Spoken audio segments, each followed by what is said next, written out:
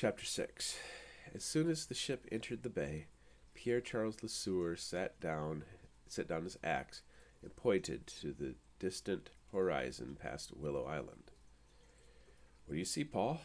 Nicolas Perrault asked, turning. The portly, middle-aged man took a break to wipe sweat from his brow, and catch his breath after splitting wood with Lesueur for half the day. Even though Lesueur had been neighbors with Perrault for the better part of 5 years, Perrault and family only knew him by the name Paul Valjean, a pseudonym inspired by his slain mentor Marquette. "Do you recognize it?" Lesueur asked. "I don't. It's too large to be Delhut or LaSalle. It must be someone important from Montreal," Perrault said, blowing his bulbous nose into his handkerchief. Lesueur licked his lips nervously. "If you don't mind, I'm going to slip away for a bit." Perrault shook his head. "Still running from the past?" "If you told me what you'd done, I'd know how to handle visitors, Paul." Perrault winked as he emphasized the false name, and Lesueur patted his only friend on the shoulder. While Beanpole had been sent by his aristocratic father to the New World to make a name for himself, Paul Valjean had gone out of his way to stay hidden on the edge of the frontier. Over the past few years of felling trees for Perrault, Lesueur had doubled his weight and also grown a few more inches. With his axe over his shoulder, Lesueur walked up the hill leading to the Perrault homestead. Perrault's eldest and only son, Nicky, was returning with an empty wheelbarrow. "A ship?" Nicky gasped as he spotted the white sails flapping in the bay. "A ship!" He let go of the wheelbarrow and ran right past Lesueur. "Nicky," Lesueur called out, "I'm going to need you to take care of my animals for the next few days, especially Blue. You know how important he is to me." "Okay, Paul," Nicky said as he jogged down to his father. Nicky's cry summoned three of Nicky's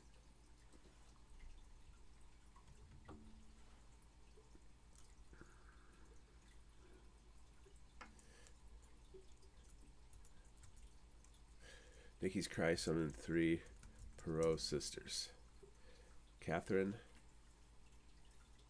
Sandra, and Louise, who immediately began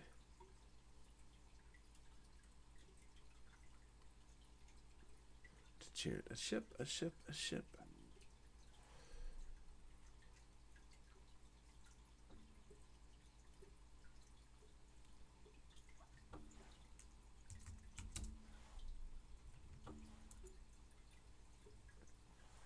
As they ran down to the wooden docks, Lesueur called out, "Girls, be sure to feed my chickens, okay? I'm going to be hunting for a few days."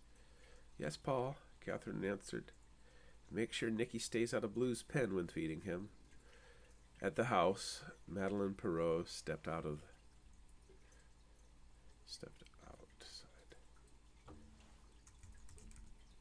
with Laura clinging to her dress, and young Chérie upon her hip.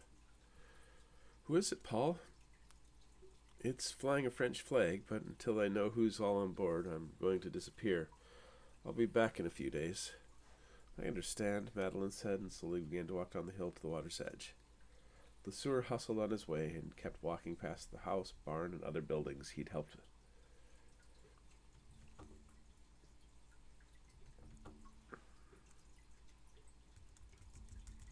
and other structures he'd helped build, until he reached the little bridge at the backside of the hill. When he first settled in the fur trading outpost, he'd chosen the river peninsula because it was surrounded by water on 3 sides, allowing him a quick escape. But after building his cabin, he found the location lonely, resulting in the construction of a wooden bridge so he could join the Perrault family for suppers. Even with thick timbers, the bridge bounced as his 300 pounds of lean muscle crossed the eastern tributary of the Red Earth River, which flowed into the equally colorful Green Bay. "Hey, Blue," Lesueur called out to his prize bull. The Bearnese bull, kept in a pen away from the grazing milk cows, had horns almost 4 feet from tip to tip, and it was the only creature that dwarfed him. Lesueur checked the feed supply and went to his small cabin. Built with pine, clay, and insulated with hides, his cabin held tools of the trade. Knives, traps, and rifles, and everything a wild 24-year-old would want. His only luxury was a shelf of books, the sole link between rugged Bonjean and the lanky Montreal schoolboy Pierre Charles Lesueur. He loaded up shot, gunpowder, his two best rifles, and slipped his best hunting knife into his belt. It was early autumn, but he knew he could find migrating geese or ducks gathering in the sloughs to the south. He grabbed a loaf of Madeleine Perrot's bread and some dried jerky, and walked back out. Already the mast could be seen, but it would be an hour before the ship would disembark. At the bottom of the hill, he had a canoe, a small rowboat, and a large barge pulled up to shore.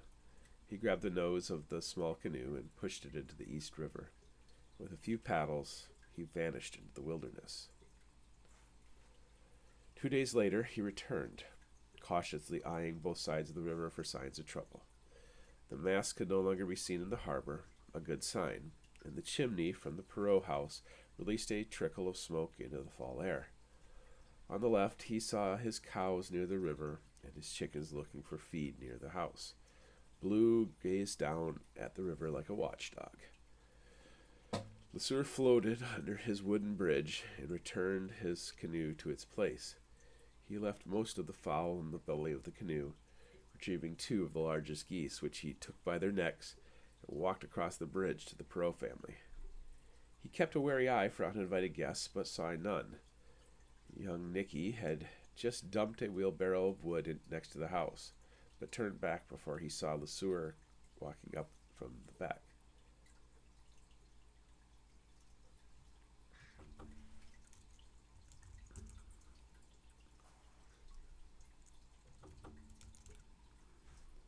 Catherine and Sandra stood in Madeleine's garden, with Sandra holding a burlap sack and Catherine adding the harvested winter squash. "Paul," she gasped, sprinting forward. "If the population of Green Bay does not grow, she'll be the only prospect I have for a wife," he decided as the 10-year-old girl ran up and gave him a hug around the waist. Sandra was a bit repulsed. "Yuck, that one's missing half its head."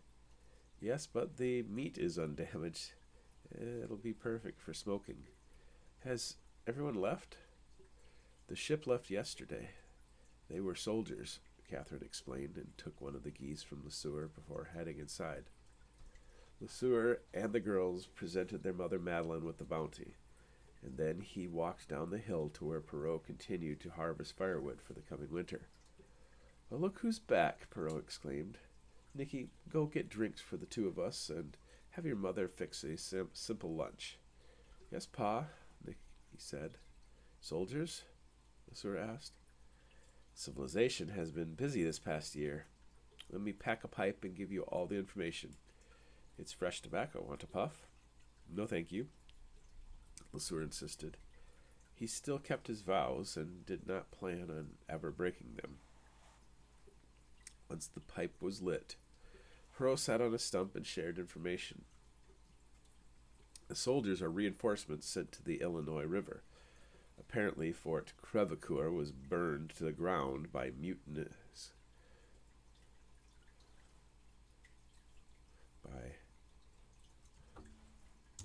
mutinous crew that LaSalle left to garrison it, and the new governor insists on maintaining a presence on the Illinois River at a place called La Rocher. You ever hear of it?" "No," Lesueur lied. "A new governor?"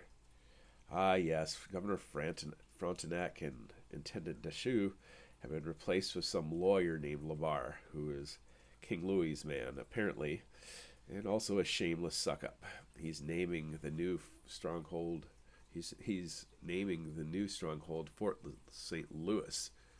Bro went on to explain that LaSalle had pushed even further down the Illinois to verify the discovery of Joliet and Marquette's passage to the Mississippi River.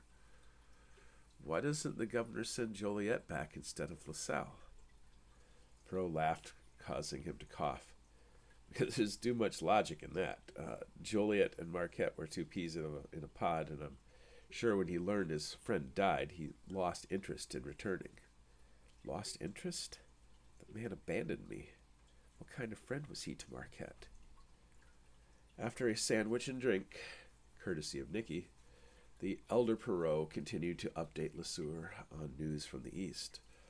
All along the Great Lakes, French forts were strengthened by fur trade, with Fort Niagara, Sault Ste. Marie, and Mackinac Island thriving. To the extreme north, explorer Etienne Delhut had finished a mapping expedition of Lake Superior. And in rescuing a Franciscan priest, he discovered the northern reaches of the Mississippi River. What is a Franciscan priest? Lesueur asked earnestly. Just another type of priest, I suppose. You've got Jesuits, Sulpicians, Benedictines, and Franciscans. I'm probably missing another dozen. The way I see it, the Sulpicians are the scientific types. The Jesuits are like political ambassadors. The Benedictines are the scholars. And the Franciscans are the missionary types looking to evangelize. This great fool, Father Hennepin, went to the Sioux territory looking to introduce the savages to Christ. He's lucky he didn't get roasted over an open fire.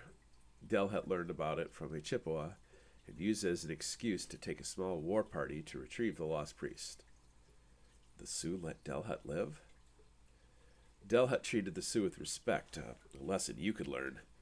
I didn't touch that girl, Lesueur snapped. How was that an insult? I told you to stay away from Chief Aquinas, he said. The Ouijigan are not like the rest of the Chippewa, and when you denied that girl your services, you insulted her. But I swore an oath. She lied to her brothers. If you'd slept with the girl, it's likely Chief Aquinas would have given her to you as a wife, and then you'd have him as a father-in-law rather than an enemy. Is your honor worth your life? Yes, Lesueur answered silently. One day I will return to Montreal with enough wealth to get a proper wife and make a name for myself. Perrault chuckled. The Chippewa and Sioux are mortal enemies. If I were to guess, I'd bet the Sioux heard rumors about Chief Aquinas and his wounded pride. They saw an opportunity for an alliance with the French against the Chippewa. Taking Hennepin as a hostage allowed the Sioux an opportunity to size up our intentions. Lesueur understood his blunder and wished he could just return home to France or even Montreal. Has Joliet forgotten all about me? Or was Marquette wrong about him? And what are our intentions? To make money, Perrault grinned. By the time Delhut returns, LaSalle will have finished his exploration of the Illinois River. LaSalle will decide who will get French weapons. Enjoy these quiet days while you can, Monsieur Blancjean, for I fear war will be upon us soon.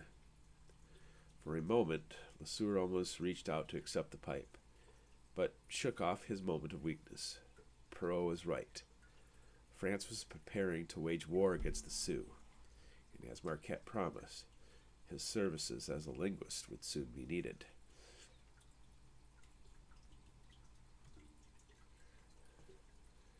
Chapter 7. The Red Earth River, 1681. The woods grew silent. Pierre Charles Lesueur carefully slipped behind a majestic oak, took a deep breath and held it, steadying his heartbeat. He'd only had time to grab a hunting knife before he fled his traps. His keen ears heard the approach from both banks of the Red Earth River, and now, behind the tree, he continued to hear the stealthy approach of humans. Chief Aquinas has come for me.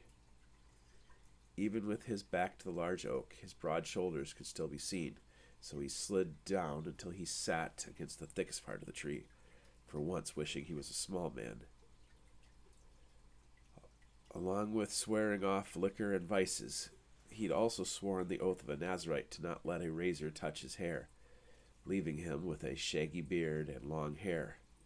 To distinguish himself from the long-haired Menominee and Ho-Chunk in the area, he purposely wore red and black plaid, suspenders, and thick leather boots that rose up to his knees. Allies knew him from a quarter mile, but so too did his enemies. I am being hunted. He remembered the threats from earlier in the summer, when a frisky Chippewa woman from Keweenaw had snuck into his tent already nude.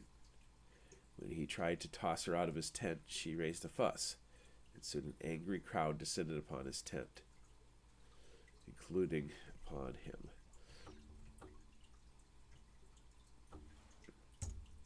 Including her brothers, who swore threats of vengeance. No, this can't be about her. Down at the river, his hunting rifle and sled of pelts declared his location for all to see, but it also drew the eyes of his enemies, allowing him an opportunity to assess the situation before he acted. A thick blanket of oak leaves rested on the ground, possibly giving him cover. He also saw a thick blanket branch laying on the ground, thick enough to crush a skull if swung. They're approaching on both banks of the river, LeSueur observed, even though he couldn't see them yet. It's a net to keep anyone from fleeing back to Green Bay. He looked around the wooded ravine surrounding him. He'd run out of the river to the south side, the southern bank, which would make flight easier if it came to that. Lake Winnebago and the village at Fond du Lac was half the distance as Green Bay. The trees had all dropped their leaves, making deer hunting and hunting humans much easier. If they traveled this far to find me, the Ouijigan clan means to take my life. Months earlier, Perot had tried to warn him, don't trade with the Ouijigan clan. All the other Chippewa clans are trustworthy and friendly, but Maquinas and the Ouijigan clan are lunatics. What's the difference? You know how Scotland has clans? Well, the Chippewa are the same way. You've got the Bear clan, the Crane clan, the Loon, Fish, Marten, Deer, and whatever else I'm forgetting. Unlike European royalty, each clan has a specific role. The Ouijigan clan, the people of the skull, are religious zealots. Like the Benedictines. More like the Pharisees from biblical times, unless you want to get crucified. Stay away from that lot. Yet, he still tried to trade with them. I should have listened. Now, the woods teemed with vengeance. Wait. LeSueur caught a glimpse of the hunters. Instead of an angry mob of Chippewa brothers and cousins, stealthy figures moved from trunk to trunk as they closed in on his trapping hole. Their scalps were shaved clean to the middle of their head, and woven into the remaining hair were tufts that added another foot to their height. The paint upon their face meant blood would be shed upon the hatchets, blades, and battle axes. The Meskwaki, the fox. Aside from the obvious tufts of red hair upon their head, the Meskwaki had also earned the name because of their cunning. What are they doing this far west? LeSueur began to count. About a dozen of the youngest led the vanguard, walking boldly along the shore of the river. But behind them, still mostly hidden in the trees, were another 4 dozen, many carrying rifles. Even if I stood and fought, I'd be gunned down. The young Meskwaki warriors ran up to the traps and pelt sled, excited by their discovery. They shouted out their find to the elders who trailed. Higher up on the ravine, LeSueur kept his head out of sight, watching the periphery and listening to the leaves behind him. If one of the Meskwaki spotted him, he'd had enough time to kill him and run. He remained motionless and prayed that a few beavers were the only things he'd have to gut today. He heard his traps being smashed, and also his sled. But after just a few moments, he heard the entire war party travel upstream. An older warrior walked along the upper edges of the ravine, with an angle to see him, but either was distracted or simply didn't notice the hulking man frozen along the base of the tree. Today we are both blessed, you old fool, LeSueur said as the man kept pace with the younger men ahead of him. LeSueur stayed for several more minutes, although his muscles relaxed greatly. He waited to make sure a hunting party didn't follow the first, but even then did not leave the protection of the oak for almost an hour. Finally, he picked up his oak club and walked back down the slope. Besides smashing his sleds and traps, they'd stolen his rifle. He had no way to bring a weak pelts to his barge now, if it was even there. Returning it downstream would the Perot family. The war party had come from the direction of Green Bay. With his barge loaded downstream, he knew the fastest way to help the Perots was by foot. So he slipped his hunting knife back into its sheath and began running for Green Bay. Rising smoke signaled bad news. Pierre-Charles Le Sueur could only jog as he returned to the trapping village at Green Bay. His cabin and barn were both burned, and across the East River, so too was the homestead of Perot. The map. Near the barn, a single stone, half burned, was the marker for the buried chest that held Marquette's map canister, but it had not been disturbed. However, lying dead upon the ground was Blue, his prized bull. The cows were also killed, dead upon the slope to the bridge. His pace slowed as he walked across it to discover what remained of the Perot family. The house still smoldered, but most of it remained intact. The same could not be said for the pelt shed, which had already been burned down to the foundation. The docks also remained, and looking out into the bay, Le Sueur could see a single boat returning. In it, he saw the Perot family. He jogged down to the water's edge, but despite a youthful wave, the Perot family did not wave back.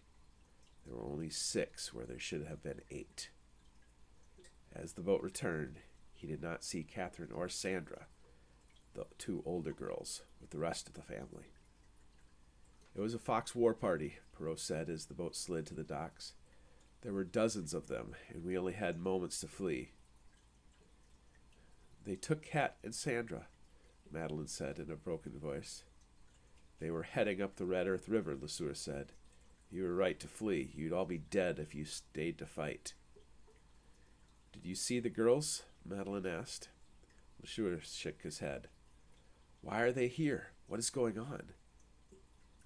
This is their home, Perot said. No, they're from eastern Michigan. They are carrion birds seeking the chaos of war, Perot said with disgust. The Menominee and Ho-Chunk tribes both spoke of them once living here, and how, with the name coming of white men, they left to defend the continent from invasion. This river bears their name, for they believe they are the original people, formed the Red Earth before any other tribe. Whoa. Red Earth. The words of Father Marquette's biblical lessons filled his mind. And the Lord God formed man from the dust of the earth and breathed in the breath of life. And man became a living soul. Adam, whose name signifies red earth, was the first. We must go after the girls. The Fox tribe is several thousand strong.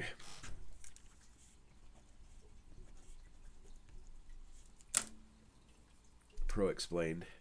Hours after you left, warriors from the Menominee tribe came to warn us that they'd also been attacked, but we were still caught off guard. War parties were going up and down Lake Michigan attacking any settlement they find. They'll wait a few days and return to make sure we're gone. So what do we do? We flee for Fort Mackinac, where we can find shelter for the winter. Le Sueur thought of the 2 girls climbing all over him as he brought geese. No, we can't stand for this. If we flee, it will only give the Fox time to dig in for good. It is in the interest of all the tribes of the Wisconsin Territory to stand and fight, or else this vile nation will torment one settlement at a time, till none are left. What do you propose? Perot asked. I have allies to the south. The Menominee have been attacked. No, even farther south. I once lived among the Miami Indians, and if the Meskwaki have left Michigan, the Miami will have seen it. I will go south, rally the fleeing Menominee, and gather the Miami, perhaps even the Illinois. You will take Madeline and the children to the north to Two Rivers Bay, where you can tell the Chippewa what has happened. If they value the friendship of France, they will come south to join the fight. And if they won't fight, at least you and the girls will be safer for the winter. If I am unsuccessful, I'll trade my life for the girls. I'll walk into their camp and offer all that I can. They took them hostage for the purpose of ransom. At the first moon of spring, meet me at Deer Bluff and we will find out where we stand. Agreed? Agreed, Perrault said and turned to his wife. Stay here. I'll gather what supplies I can. I'll help, LeSueur said, tossing aside his club and walking over to the woodpile where he found his axe. This is all I'll need for vengeance. Chapter 8. Chicago, 1681. LeSueur risked his life with every stroke of his paddle. To avoid the warring fox, he portaged his canoe across the base of the Green Bay Peninsula to Lake Michigan, and despite the arrival of winter, he used Lake Michigan as the fastest way to reach the mouth of the Chicago River. If I can paddle 5 miles an hour, I can reach it in a few days, and then I can rest. So LeSueur stayed in his canoe day and night, pushing himself beyond exhaustion, just as he tried to save a dying Father Marquette years ago. From his homestead, he'd managed to salvage all he could in the span of a few hours, including a canvas tarp, which he stretched over the nose of his canoe to shelter him from the large waves of Lake Michigan. He had left the map under the marking stone, knowing that if he died, the stone would eventually be found by a curious settler looking for foundation stones. With his arsenal stolen or burned, he accepted Perrault's rifle with the promise of buying him a new one after he saved the girls. On the morning of the third day, LeSueur finally reached the delta of the Chicago River, and upon the hill he could see the village of Miami, but it was not as he remembered. They had been attacked by the Meskwaki also. Deprived of sleep and exhausted, LeSueur landed the canoe and walked up the hill to the village. There wasn't cheering like normal, but the children still made an appearance, a sign of recognition. Seeing familiar faces flooded him with a sense of relief. That emotional weakness allowed his legs to turn to jelly, and he collapsed with a heavy thud onto all fours in the midst of the Miami village. The women and men came next. The Meskwaki have attacked Green Bay, he said to them. Yes, said one of the Miami to him. They attacked us a week ago, but spared us on one condition. LeSueur felt a chill run down his spine and saw a similar coldness in the eyes of the men surrounding him. What condition? They spared us if we promised to bring them any woods runner that passed through the area, especially if he is French. LeSueur's eyes shot up to look at their faces, hoping to understand what was in their hearts. In that moment, he knew. Chapter 9. Lac Buttes des Mortes. From the outpost of Green Bay, the Red Earth River flowed 50 miles into the heart of Wisconsin, where the island of Menasha met the large Lake Winnebago. There, the Fox Indians had come unexpectedly out of Michigan to take the strategic waterway that acted as a gate to the west. After weeks of violence and bloodshed, the Ho-Chunk people fled their home at Menasha and migrated into the woods north of the lake. With the Ho-Chunk withdrawing almost 100 miles north of the Wisconsin Rapids, Chief Katiwa and his Fox tribe set up strategic outposts at the island of Menasha and established their new home in the center of the V formed by the bend of the lakes and rivers of the area. Within a month, thousands of men, women, and children resettled upon their ancestral lands. Among them was a Dakota slave. Winona made sure she woke earlier than her captors. In slipping out of the shelter, she picked up the buckets for water. Compared to her daily beatings by her Iowa captors,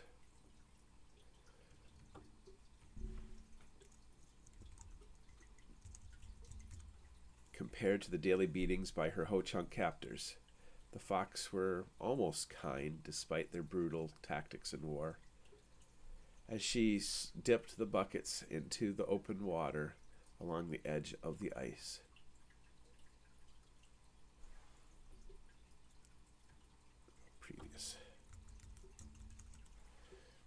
she could see the burn marks up and down her arms from her months of torment.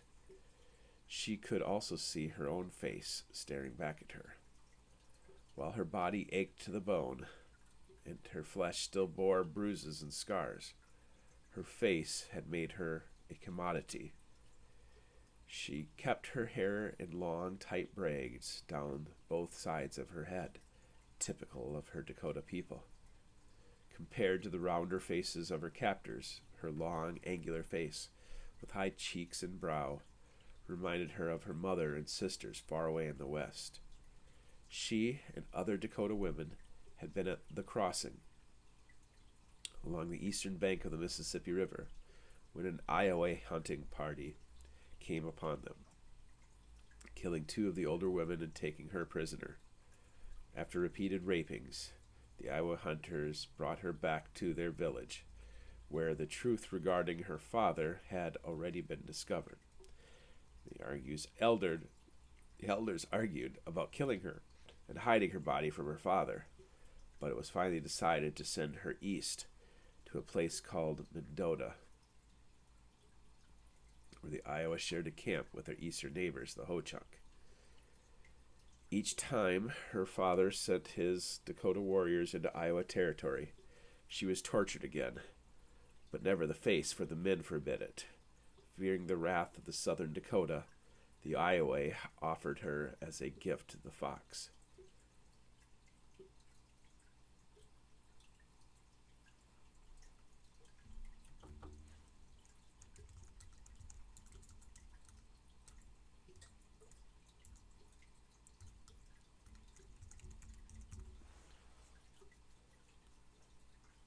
Now, the daughter of Chief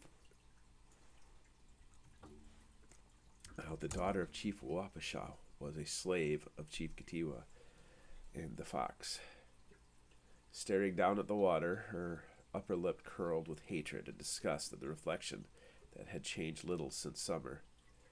If not for her burning desire to make her captors pay, she might have walked out on the ice and taken her life. They will pay. All of them. She lifted the heavy buckets, but her eyes were drawn to a flotilla.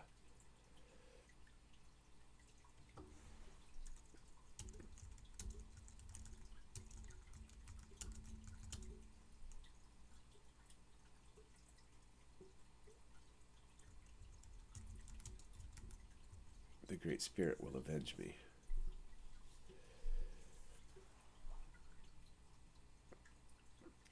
Which was easily intercepted by armed Fox warriors stationed on the out. Okay. We come with offerings of peace, the foreigner shouted from the rear position of the second canoe. We have brought these 6 canoes filled with all the furs we have so that we might seek peace with the mighty Chief Katiwa and be allowed to trade with him here at Lake Winnebago.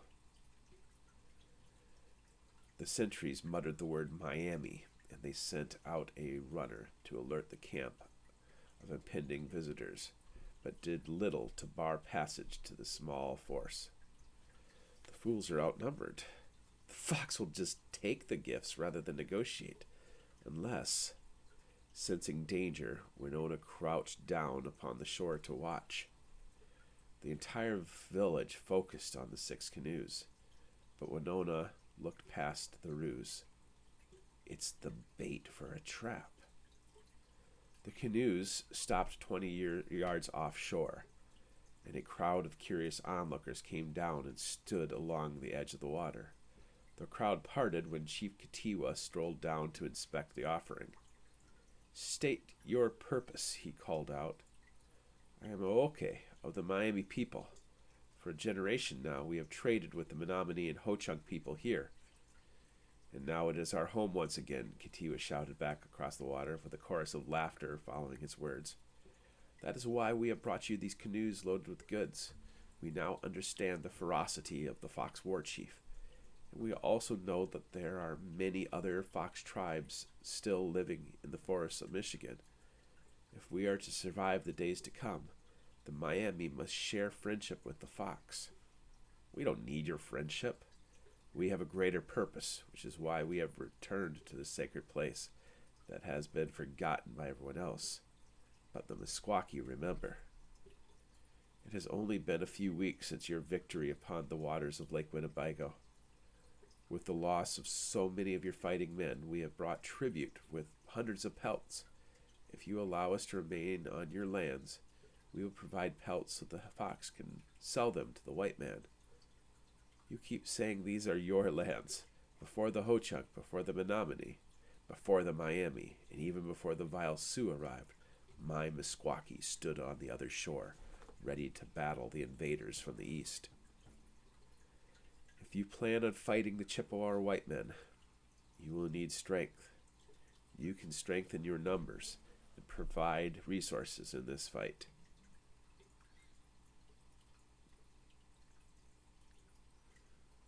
Or I can simply take them, fool. You come to me like a beaten dog with his tail between his legs. You are in no position to negotiate anything. Do you think keeping your canoes offshore will prevent us from taking these pelts by force? No, wise Chief Ketiwa. Regardless of our negotiations, we always intended for you to have these pelts. At that, a giant white man ripped off the heavy oiled tarp thrown over him, and a dozen other white men who each had rifles. Before the Fox could even react, a volley of thunder filled Lac de Mortez with an unexpected storm. A cloud of smoke instantly appeared upon the water as nearly 60 rifles discharged within moments of each other. A few arrows flew from wary Fox warriors who had been taken in by the ruse, but a moment later, another volley erupted from a second set of rifle beside the Frenchman. And after 2 volleys into the gathered crowd, another cry of alarm filled the village. From the north, 100 Ho-Chunk warriors emerged under the leadership of a white man to join in the melee. From the south, 1,000 Menominee warriors across the lake and from the narrow channel. The Fox are surrounded. Winona did not run and scream like the others. Instead, she just sat down between her buckets, knowing she'd once again be a slave when the battle ended. And the other white men firing volleys from the canoes into the settlement, the giant leapt from his canoe and sloshed through the waters with his 2 sharpened axes in hand. Chief Ketiwa and his entourage of warriors fled, and the giant pursued the throng, whose legs buckled like startled deer at his charge. Winona smiled at the sight of it. Winona.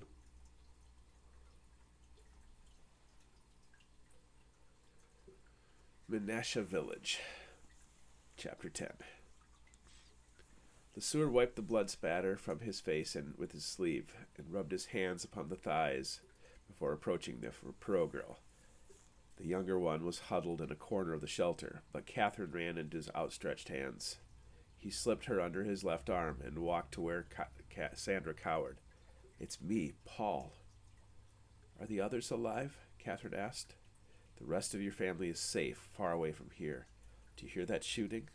That is your father coming to let everyone know in the Wisconsin Territory. To let everyone in the Wisconsin Territory know what will happen to them if they lay a hand on his children. Come, Sandra, come.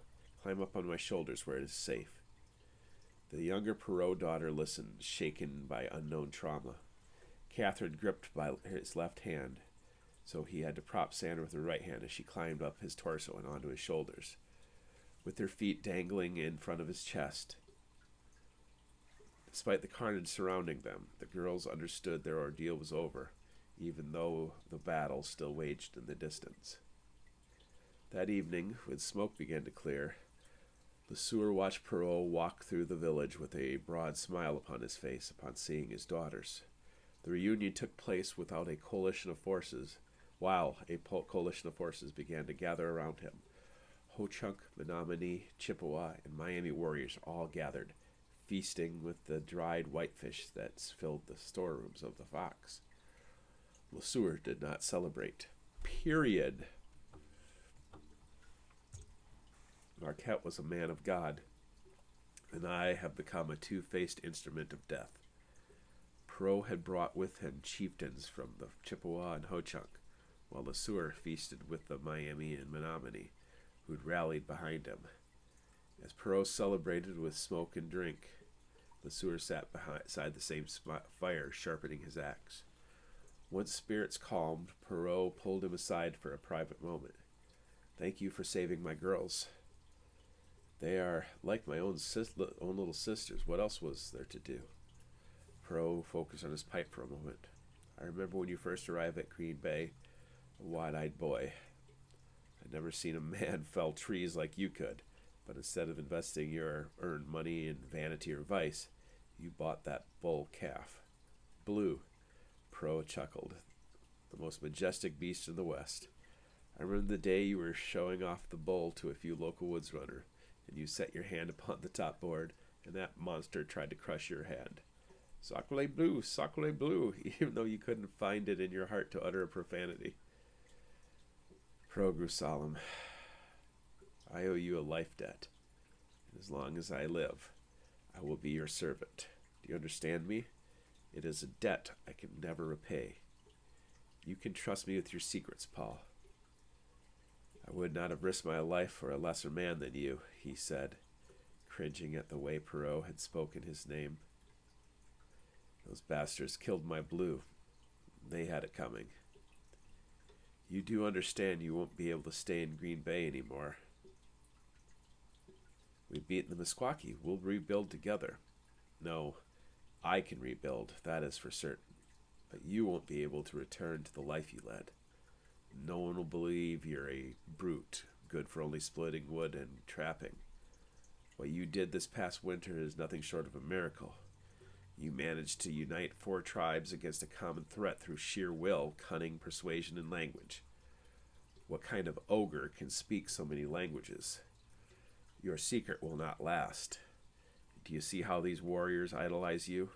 Word will spread far and wide of the Bear Man, and the white men will want to meet the legendary Paul von Jean. Who is he? Where did he come from? Where was he born? Can you answer these questions?" "I'll go west." "West? The natives to the west will not tolerate a white man walking upon their lands. You wouldn't last a season. I don't know what you are hiding from, but you'll have to make a choice soon to run or embrace the moment." "Embrace the moment?" "Montreal will want to promote a man who unites tribes in common purpose. Normally, they'd promote an aristocrat's son to a post. But the frontier is far too dangerous, especially in the days to come. But I am an aristocrat's son." "I came to the frontier to make a name for myself," LeSueur honestly admitted. "And now you're telling me that my success will... what's your point?" "Your days of hiding are over. I'll return to Green Bay and rebuild. They already know my name in Montreal, but a good name has no monetary value. You're welcome to stay and help me rebuild if you truly wish. And I can put in a good word for you, Paul von Jean. By summer, you'll be running a lucrative trading post, lining your pockets with untold wealth. But Montreal will take note. Do you want them to notice you?" LeSueur could only think of one man who knew his true identity, and if it drew in the broken-tooth assassin, it was a risk he was willing to take. Joliet is not coming back for me, nor the Jesuits. "Where would I be stationed?"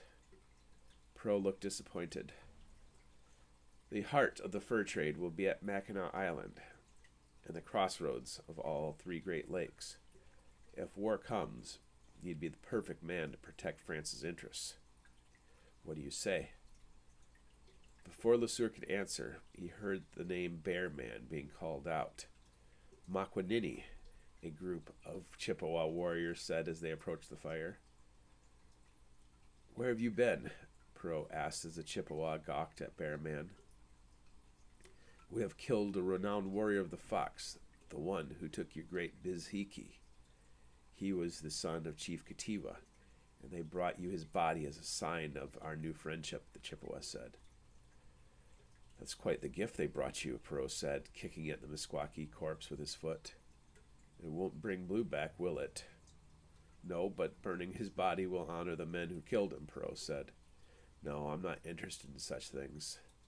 The Chippewa began to whisper among themselves, clearly wanting to please him.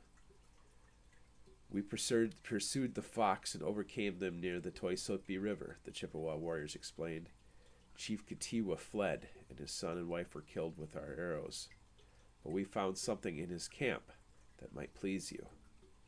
A few moments later, an angry, disheveled woman was dragged to the campfire. "A slave?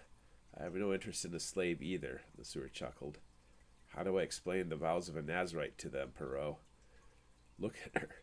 She's beautiful. I'd break my vows for her. Besides, you know what the Chippewa will do with her all night. She could help us rebuild Green Bay."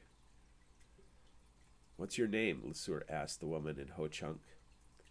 "She's not Ho-Chunk," the Chippewa said, amused. "She is a snake." "She's Sioux?" LeSueur asked, and then shifted into a language he'd not spoken for 6 years. "How mushte? Do keshke ya onwe?"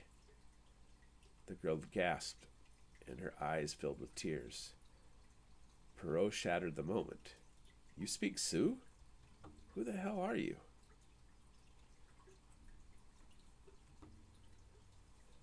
Chapter 11, Montreal, 1682. Where is it? Bartolome St. Clair almost said this aloud as he stood at the corner of two streets, quite alien to him.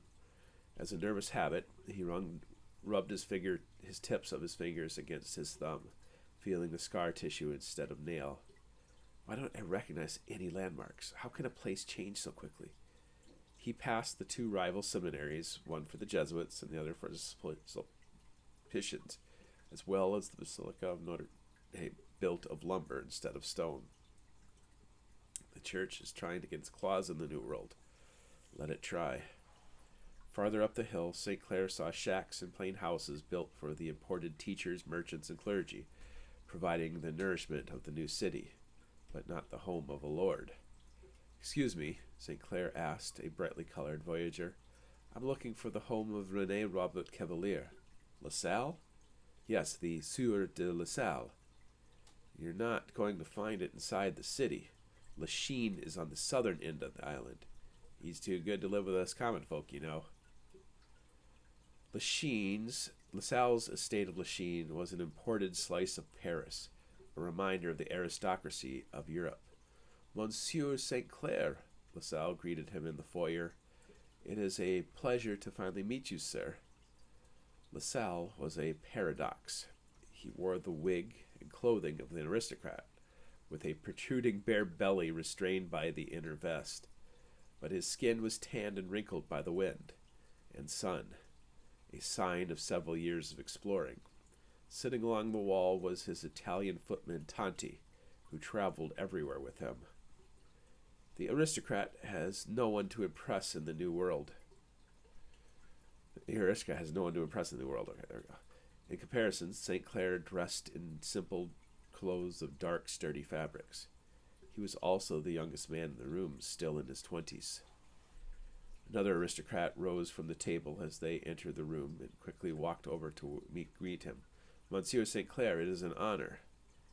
Etienne Delhut had also been hand-picked by Marco Alvarez, and through St. Clair's correspondence, he'd proven himself for the task at hand. Unlike the plump LaSalle, Delhut was a lean, narrow man with the eyes of a predator, sharp and discerning. St. Clair pushed past the pomp and circumstance and walked to the head of the table, where a place was prepared for him. I despise these men, he decided. Even though they were all members of the Order of Eos, most came from families that had become wealthy and powerful only in the past few centuries, where the older families, like his own, had to exist in the shadows of society. For this reason, he chose the life of an assassin, even though his blood warranted more in life. After supper was served and the doors closed, St. Clair reached into his pocket and distributed correspondence from Grandmaster Alvarez for each of the players in the coming drama. He revealed a signet ring and pendant that identified him to the Order of Eos, even though the men in the room already knew who he was. Along with LaSalle and Delhut, a wealthy merchant and magistrate sat at the table with their trusted servants sitting along the walls. LaSalle, St. Clair said to his host, now that the table is cleared, could you bring out the maps so I can explain our endeavors to our new friends? St. Clair knew their names, but until they provided their wealth and loyalty, he never said their names and only thought of them by their roles, the merchant and the magistrate. LaSalle quickly produced two maps, one a modern rendition of the Great Lakes, and the other a rudimentary copy of a far older map. They were both spread over the table with St. Clair sitting at the north end of the map. We have been tasked with securing the lands west of the Great Lakes before our enemies can get there. We must accomplish this task by any means necessary. Centuries ago, the Order of Eos obtained a map to a sacred treasure, and it is the belief of our most learned scholars that this sacred treasure is hidden at a place symbolically referred to as the Undine. St. Clair pointed to the copy. Our forefathers returned to this continent with a set of clues that will guide us to the great work of lore. But the unique clue can only be seen upon this copied section of the map. If you notice, the Undine is a place where rivers flow in all directions, as if bestirred by powerful magic. While elsewhere in the world, rivers flow from elevation to the sea, the Undine has waters flowing away from it, as if repulsed by a magnet. At the center of the Undine, we will find a sign. The great work, our buried sacred treasure, has magic that cannot be contained, and it'll transform any substance into a strange blue-green powder. We are not the first to search for this, which is why we are now in a race against time and our enemies. St. Clair paused, thinking of his failed mission years earlier. Marquette had been eliminated, but Joliet somehow managed to survive, leaving the fate of the Averon map in question. A generation ago, one of the ancient maps belonging to the Priory of Ormus fell into the hands of the Jesuits, who used their advantage to attempt to get to the Undine before us. While we put an end to this threat, another obstacle remains for all: the Sioux. He pointed to the newer map, which clearly showed the Great Lakes, Appalachia, and the Gulf of Mexico. The accounts of the previous attempts to obtain the sacred treasure ended in failure because of a hostile tribe that killed native explorers. Another common detail of these accounts is the sacred treasure that was found at the end of a long river, which our scholars believe is the Riviere Spiritus de Sanctus. Before we can obtain the sacred treasure, we must win the coming war. Centuries ago, great wars were fought in the Crusades for the lost treasures, for the lost secrets about these sacred treasures, and now puppet masters with kings upon strings will fight once again, except on a new continent. The Order of Eos is supported by France, while the Priory of Ormus is supported by England. But our old enemy, the Catholic Church, has found its newest empire, Spain, lacking the proper resolve. Although the Church collapses from within following the Reformation, the Jesuit order presses on, as well as a more conservative and older order, the Periphery, who, while unseen so far, wait in the shadows. For all these machinations, the Sioux stand against all. We have precious time before war comes, which is why Grandmaster Alvarez has chosen the two of you to prepare us to eliminate this enemy, St. Clair finished. I would like for LaSalle to review the results of his recent expedition. LaSalle looked down for a moment and then held his head high. As you're all aware, in 1763, Louis Joliet and Father Jacques Marquette of the Jesuits found a portage route from Lake Michigan and through the Illinois Territory. Last year, I explored this route, much to my own peril, to confirm that this river described by Joliet and the Mississippi is indeed Riviera Spiritus de Sanctu, discovered by Spaniard Hernando de Soto over a century ago. Is it the divide? The magistrate asked. LaSalle ignored the question and continued. Tonti and I built a fort at a place called Peoria, which we hoped could be a place from which we could explore up and down the river. It is indeed such a mighty river that it certainly has to be Riviera Spiritus de Sanctus, which unfortunately flows into the Gulf of Mexico, currently held by Spain. All of the native tribes confirm as much. And the divide? Honestly, Matthew, the merchant said, let the man finish his report. Thank you, LaSalle continued. Blocked along the Great Lakes, the British seek to push over the Appalachian Mountains and go around us to the south. But our new forts along the Illinois will allow us to do something they do not expect: seize the Gulf. From Spain? While their defenses in Central and South America are secure, the Gulf is weak. I believe we can create a network from Chicago to the Illinois and into the Riviera Spiritus de Sanctus.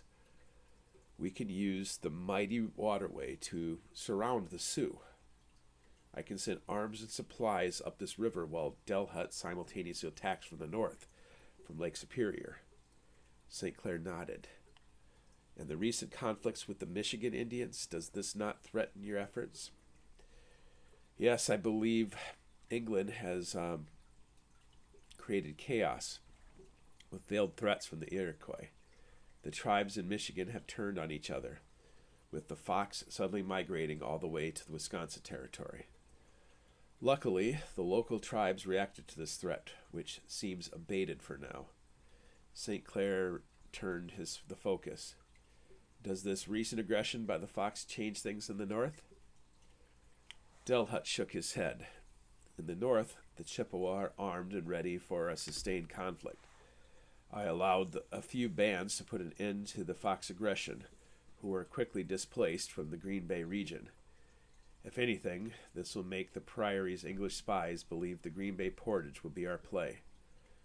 Regardless of our strategy, the Priory knows we must deal with the Sioux before anything else. From what I have learned during my time in Lake Superior, the Sioux are not only a powerful nation composed of several strong internal tribes, but they seem to have an almost religious zealotry about protecting their land. It is why these dispossessed tribes choose death rather than set foot in Sioux territory. The merchant scoffed. Please. What am I to make of this, Etienne? St. Clair asked calmly. Delhut answered, Know this. I believe it is more than coincidence that two warlike tribes now stand in our way. I believe the Chippewa and Sioux are different than other tribes, and they will play a part in our story. We should prepare ourselves to deal with more than a few rogue agents and spies seeking to glean an understanding of our actions. If we are to learn anything from our forefathers and their failures during the Great Crusades, then we should prepare ourselves properly before blindly or violently lashing out, lest our great work be stolen away from us at the end of our quest. What do you suggest? St. Clair asked. The Sioux do not know our intention to invade their territory, Delhut explained. I agree with LaSalle that establishing a supply route along the Mississippi is paramount. If the Priory steers England to war, the eastern tribes will flood into the Great White Lakes, and dozens will stack up against the borders along the border of the Sioux, which will only aggravate the Sioux into defending their territory. If we keep our interests hidden, we can strike when they are vulnerable and spread out. We will be strongest in the north, while the most chaos will be in Wisconsin. So a small force from the south could catch them by surprise. LaSalle, what are your thoughts? The British are distracted by my new forts along the Illinois, and if they take them, so be it. I think we should press our advantage and take the delta of the Riviera Spiritus Sanctu while we can. St. Clair nodded. I believe it is a plan King Louis could rally behind. Then it is settled, gentlemen. Delhut, you will foster your relationships with the Chippewa and wait for LaSalle to take control of the Riviera Spiritus Sanctus. Regardless of what England does in the east, we will be ready in the west. Chapter 12. Cambridge, England, 1682.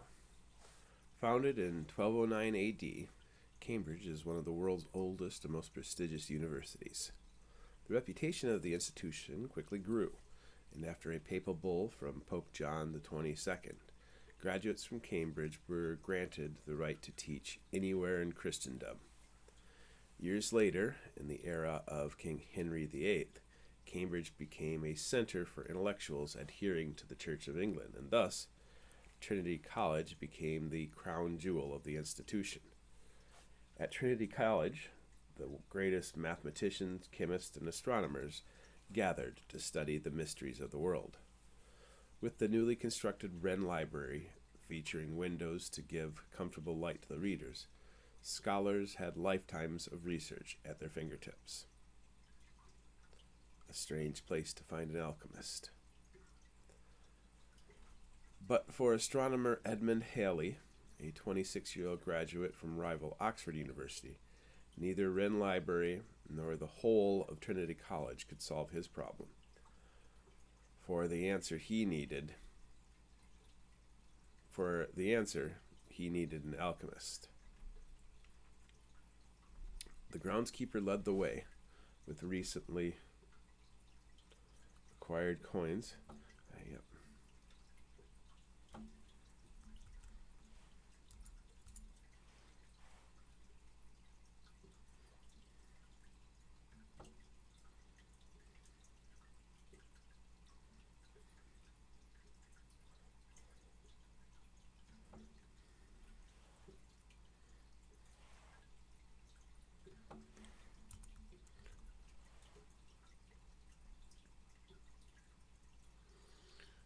The groundskeeper led the way, with recently acquired coins jangling in his pockets as he led the way into. He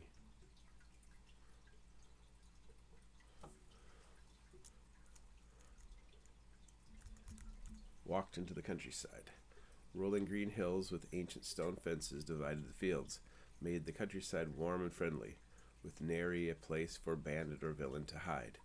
Just a bit farther, the groundskeeper insisted as Cambridge disappeared over the horizon behind them. A short walk turned into a 3-mile hike, ending in the small village of Barton, where a few taverns offered respite for travelers from London on their way north. A couple of churches and a few dozen buildings lined the road. A strange place to find an alchemist. Just a bit farther,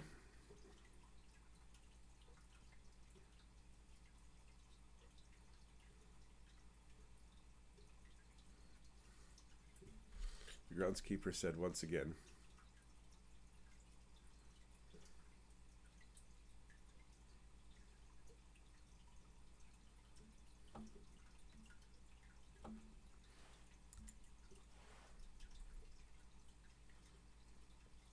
with the sun setting, the light from the lantern made his face suddenly sinister.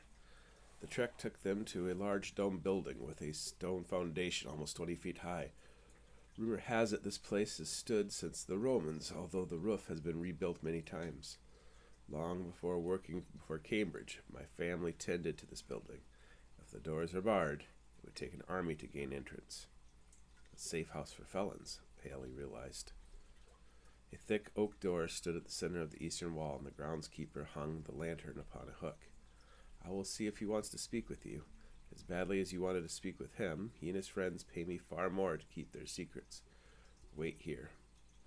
Instead of approaching the building, the groundskeeper walked off toward a residential block. Of course, there are probably underground tunnels allowing those inside to escape while uninvited guests try to figure out how to get inside. Clever. Above the stone foundations, small windows allowed light to escape into the evening sky, but the angle prevented from seeing inside.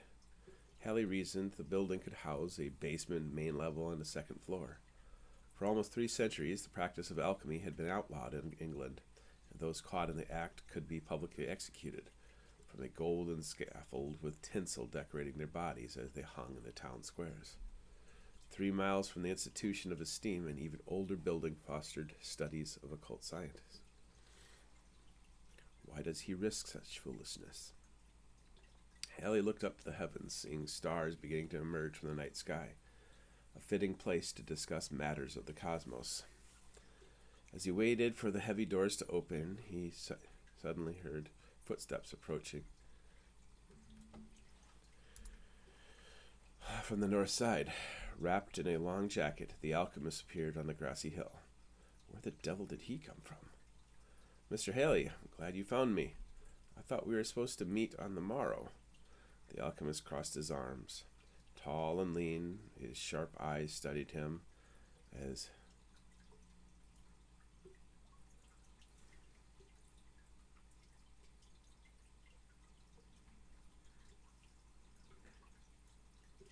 if he was a specimen through a lens. Although in his 40s, the man had a vibrant, although wild, head of hair.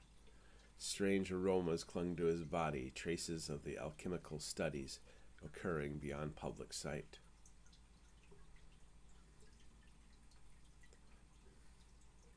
"Yes, my travels were swift, and upon arriving at Cambridge, my stubbornness sought you out. I found your companion, Mr. Wickens, at your abode, and he insisted that you'd want to meet with him, which is why this gentleman was enlisted to bring me to you." "Do you wish to discuss comets, do you?" "Yes, I've read everything you've written about the comet of 1680, but I have many questions about your studies. It seems as if my mathematical calculations are flawed." "Oh, in what way?" The alchemist seemed to find humor in his struggles. "I understand you are a master of many sciences, and I am only a master of one, but how did you determine the course and the timing of the 1680 comet when my calculations failed so miserably?" Despite a reputation for being cold, the alchemist chuckled. "I heard tales of your honeymoon and your 24-foot erection." Haley understood the pun. "My telescope at Islington. Yes, I wanted to impress my bride by summoning a comet on our wedding night. Well, there were many wonders to behold that night. None of them were in the cosmos." "Oh, my dear boy, it takes time to understand so many factors. I've read your work, and you almost have it. You're not here to talk about the past, are you? You are looking to make a name for yourself. Be honest." "It is true," Hallie admitted. "I've been studying comets through the years, and there's one comet in particular that seems to make an appearance once a generation." "Ah, you want to be a fortune teller, don't you? You want to make a precise prediction about the coming of a comet to gain attention for your studies. But where is she? Why were your calculations of the 1680 comet and the coming comet flawed?" "Yes, and your calculations proved to be accurate. Why am I not understanding? Come," the alchemist said, stepping back toward the hill. "Let's sit under the stars to find enlightenment together." He led Hallie to the north side of the town, and once on the barren hill, the mysterious appearance of the man became even more perplexing. Is there a secret exit or a tunnel? As promised, they sat down on the grass. He waited for the alchemist to steer the conversation. "Quid pro quo, Mr. Haley. I'll help you with your problem if you help me with mine." "Absolutely," Hallie said, sitting beside the living legend. "How can I help you?" The alchemist remained quiet for a few minutes, looked up at the stars until he finally gestured with a flattened hand. "What do you see?" "The Big Dipper?" Hallie clarified and received a silent nod. The constellation was the most recognizable patterns on the northern side. Its 7 stars, especially the pole stars, help navigators find Polaris, the North Star. Do you know what I see? The alchemist asked. I see Odin's wain from Norse legend. I blink and I see Saptarashi, representing the 7 great sages of Hindu tradition. I blink again and I see the coffin, an Arabian tale for the same stars.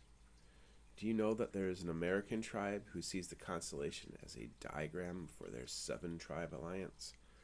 4 tribes in the east, 3 tribes stretched out hundreds of miles to the west. I did not know that, Haley admitted, waiting patiently for the real question. After a few minutes of sustained silence, the alchemist finally asked his question. As a man of science, you've undoubtedly spent time studying the works of our predecessors. Have you ever read Paracelsus? He trusts me enough to invite me here, but now he's trapped me. Yes, I'm familiar with Paracelsus and his study of alchemy. Good. Often in life, when you study something so closely, it takes stepping back to understand a problem. Tell me in your words, what is the Philosopher's Stone and why do men seek it? I only dabbled in that study as a young man. All the better.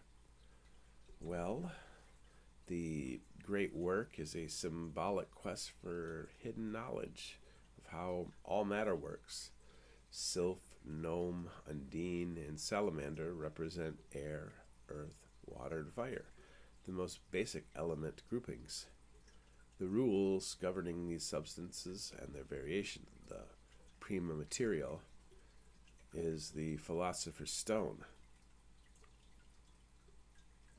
a mythic substance that many deem to be a catalyst of creation. Catalyst of creation? What do you mean by that? Legend has it that the Philosopher's Stone can transform substance like lead into gold, and vis-a-vis. It has all sorts of basic ability to unlock any type of matter. If the Philosopher's Stone could be understood, discovered, or studied, then it would reveal all the mysteries of all substances, including the origins of our universe. The alchemist put his fingertips to his lips, and for several quiet moments just rocked slightly as he pondered. Are the rumors about him true? He certainly knows I am married. When the alchemist finally removed his fingers from his lips, he softly uttered, "A key, yes, a key to understanding. It's a key." Then the man stood up abruptly, brushed himself off, and stated, "Now walk with me." Not another word was said as they continued up the hill, curving ever to the left until soon they were coming back down the hill and heading to the distant lantern still hanging outside the stone building. They did not follow the same path, but once they stopped where Hallie had stood waiting, the alchemist stomped his feet. "Hallie, your comet will appear on August 15th, assuming you use a better telescope this time." Then he put his hands on Hallie's shoulders, pressed down firmly, and then pushed off, following the same path they had taken. "I'll send for Mr. Nash. He can provide you with shelter here in the village of Barton, or he can bring you to Cambridgeshire, where Wiccans will certainly find an open bed for you." "Quid pro quo, Isaac," Hallie said as the alchemist began to walk away. He turned, walking cautiously backward to speak to his floundering student. "The laws of motion must be obeyed, but you have read too much Kepler, my dear boy. I've given you the answer." "I don't understand," Hallie said, almost panicked. "You've told me nothing about your calculations." "The laws of motion and attraction must be taken into consideration. I have it all written down somewhere, but you're a sharp boy. I'm sure the love of your new bride has only momentarily clouded your mind, but on the evening of August 15th, I'm sure you'll understand the error of your calculations." "Please," Hallie said, as the greatest mind in England walked away with his explanation. "I don't understand your lesson. Does it have something to do with the Big Dipper?" The alchemist stopped and laughed so heartily that he put his hand on his thighs as he enjoyed the moment. "Must I show you again?" If you don't understand after our walk around the bright light and then out into the darkness, perhaps you'll need to repeat the lesson again in another 75 years. You are the comet, Haley. The alchemist walked back out into the darkness and climbed up the hill. And then suddenly, Haley understood the genius of the man who'd shown him the trajectory of the comet, including the forces of gravity leaving and approaching the sun. It's an elliptical pattern, Haley finally understood. The absolute genius of that man. Why does he hide himself away studying matters of alchemy?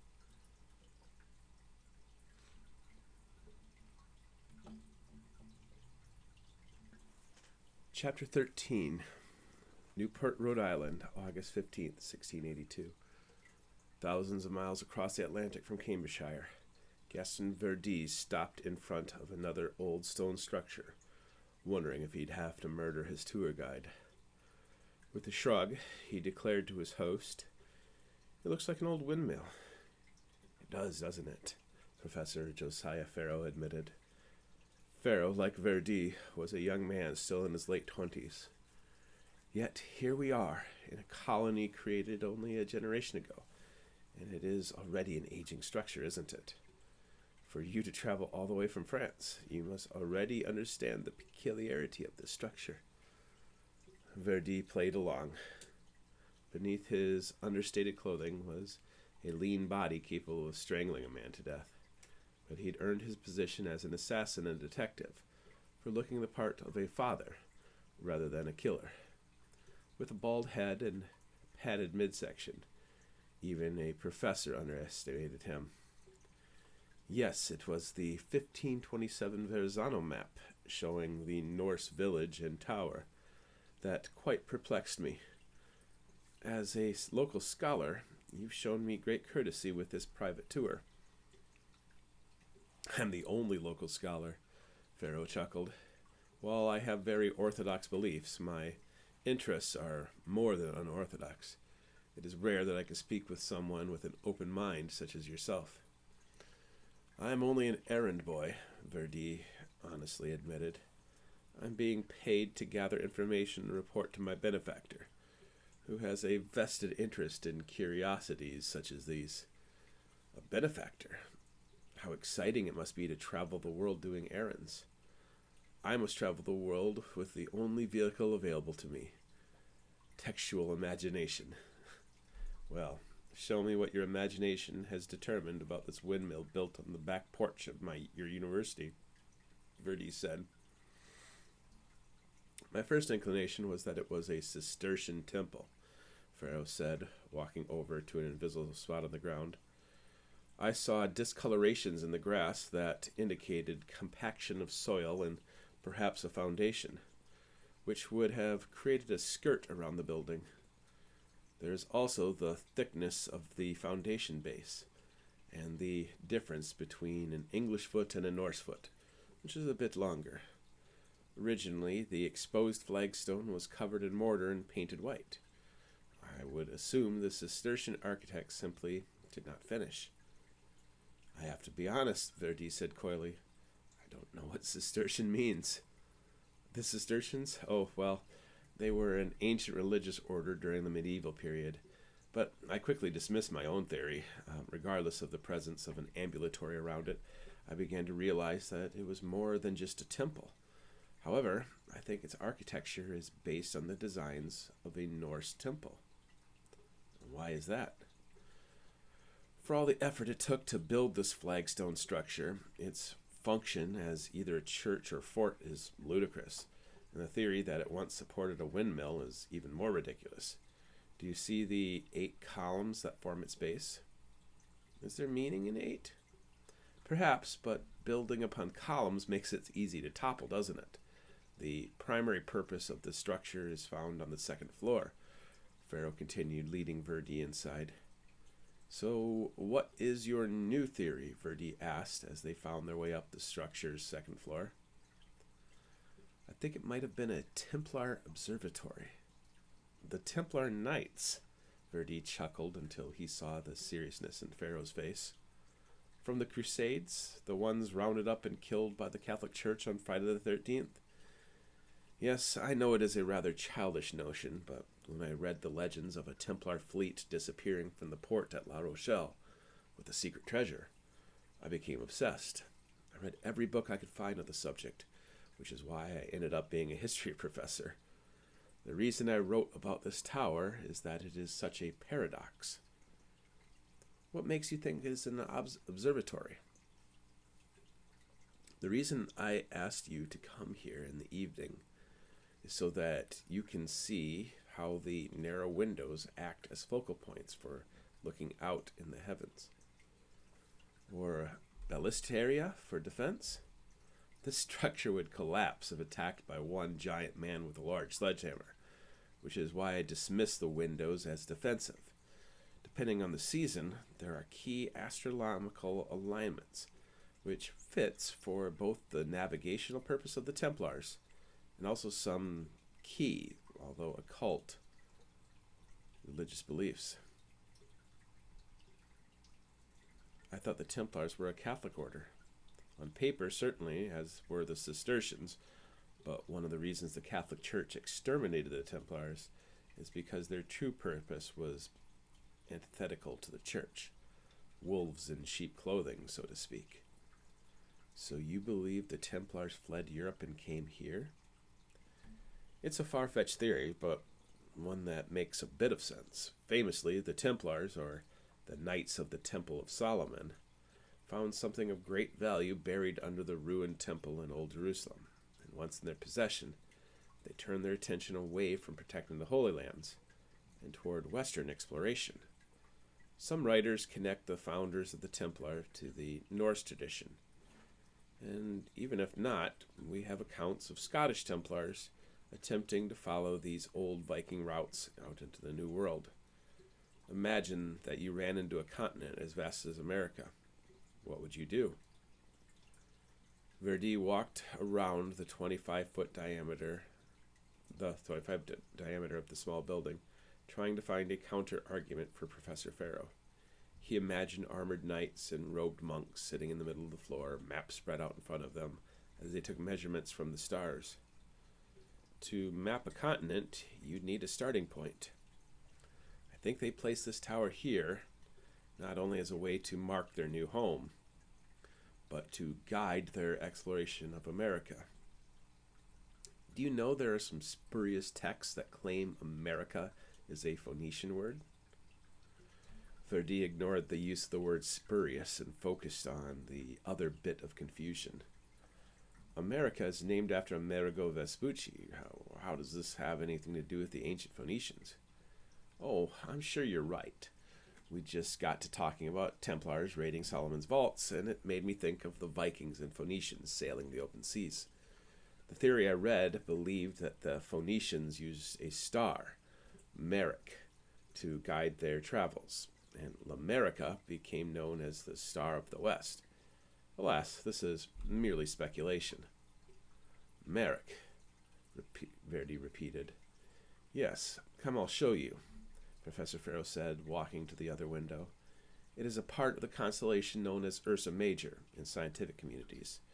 To locate true north, you find Ursa Major, and the stars Merik and Dubhe will lead you to the North Star, Polaris.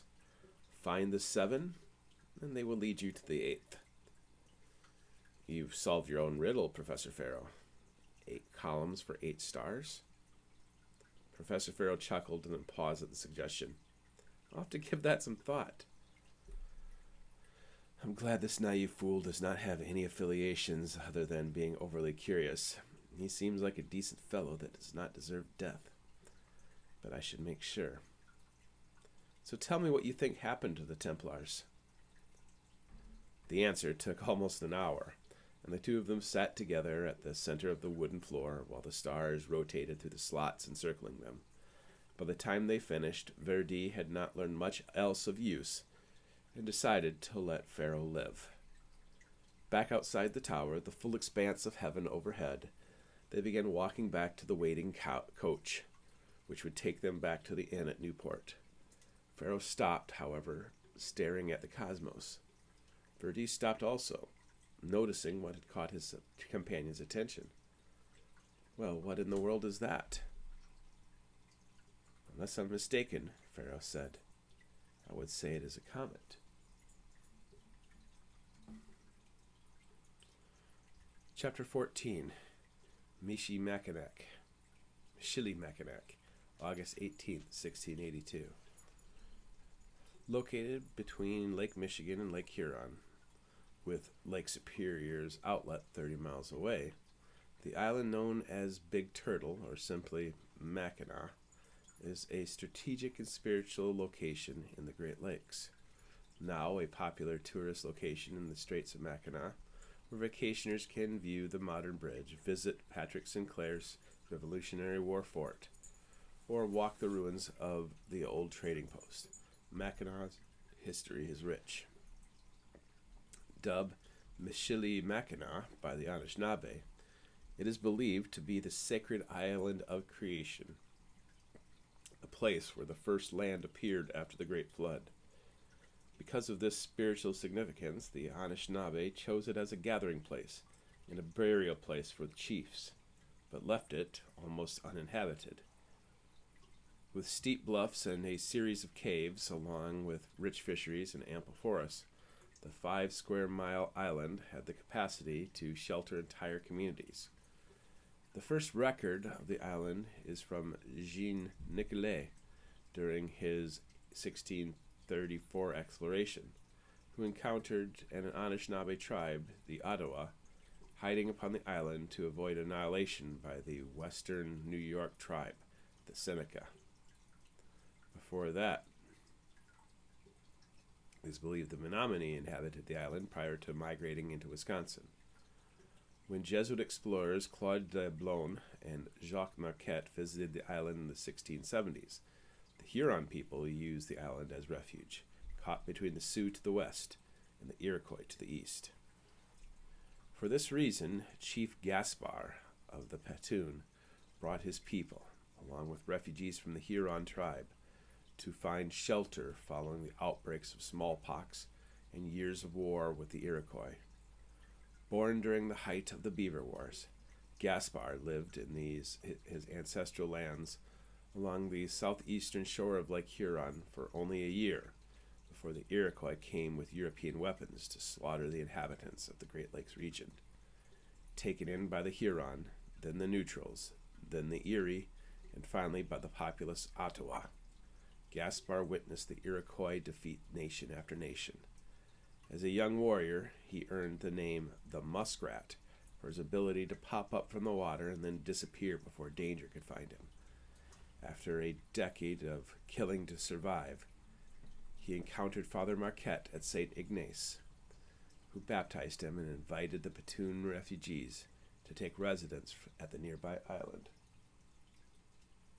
If you are to be baptized, Father Marquette said to him in 1671, you should take a Christian name. Which name would you like? 3 months later, after careful consideration, the Muskrat chose a new name. You spoke of 3 kings who traveled from the east to find the Christ child. I am one of the 3 chiefs who lead the Huron Confederacy. I wish to be named after one of those 3 kings. So after dismissing Balthazar and Melchior, the Muskrat became Chief Gaspar. People nursed his people back to health upon Mackinac Island.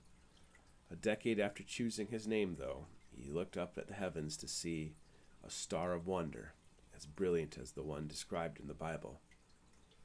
What does it mean? One of Gaspar's lieutenants asked him as they all stayed up late into the night to study the phenomenon.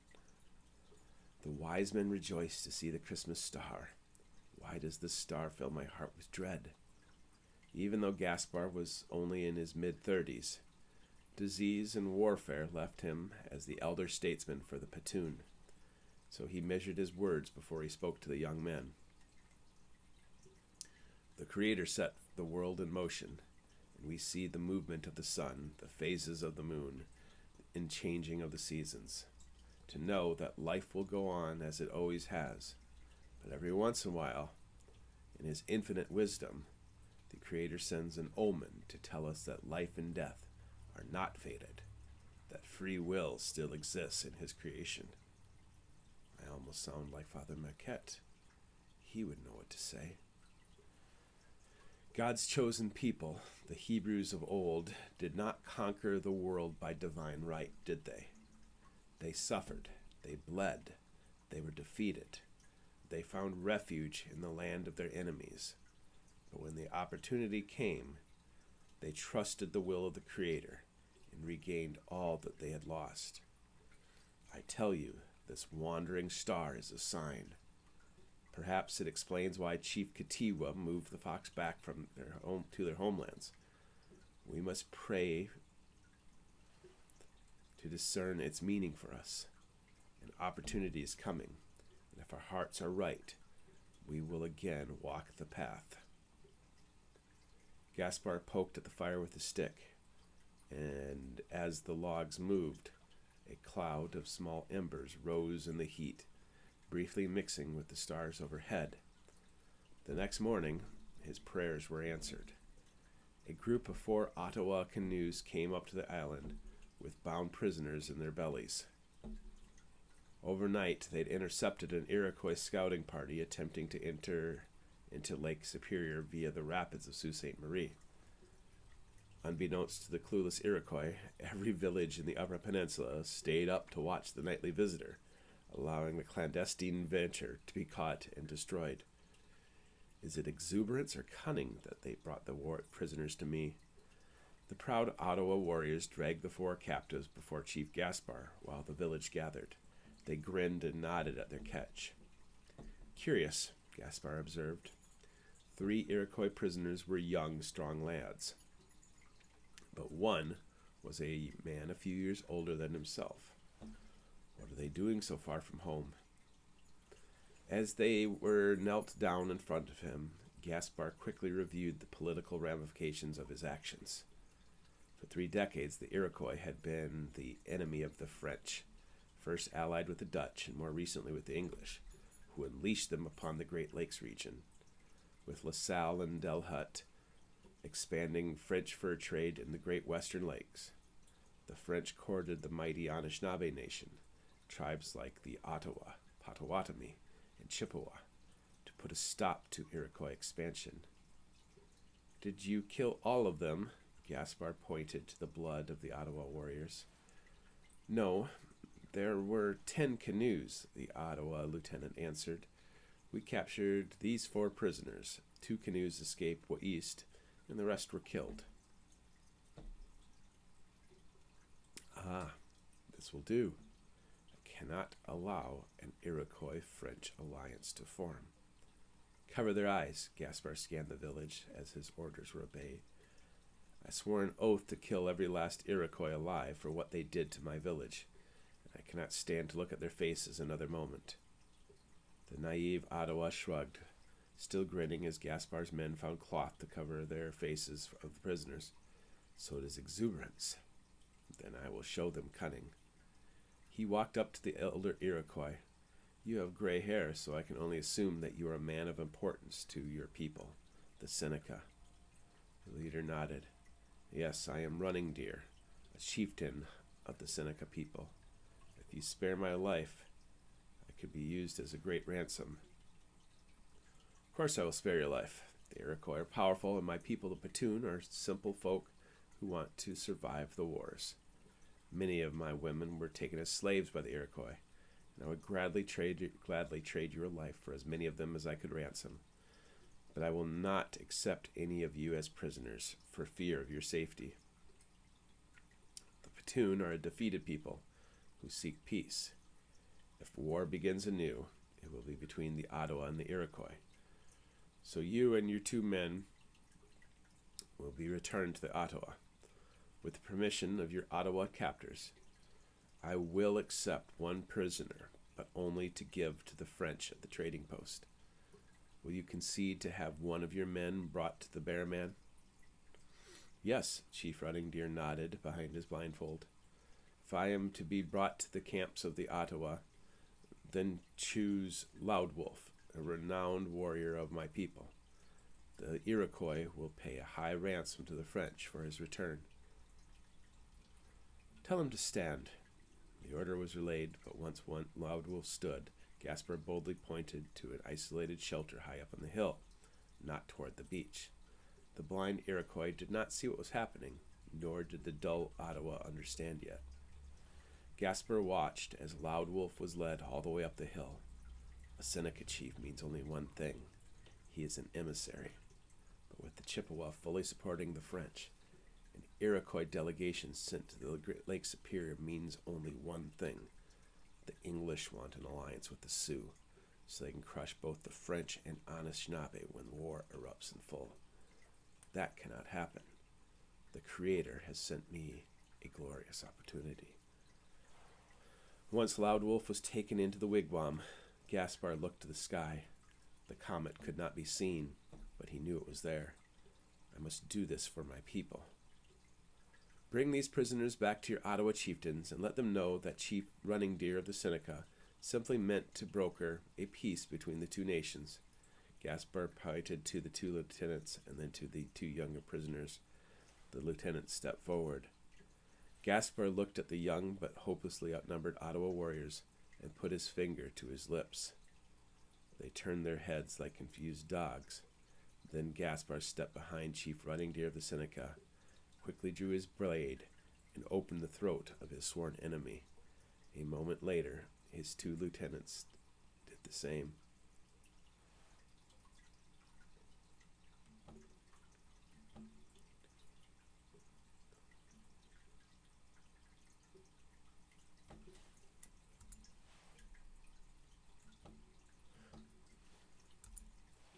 Why have you done this, Chief Gaspar asked at the top of his lungs.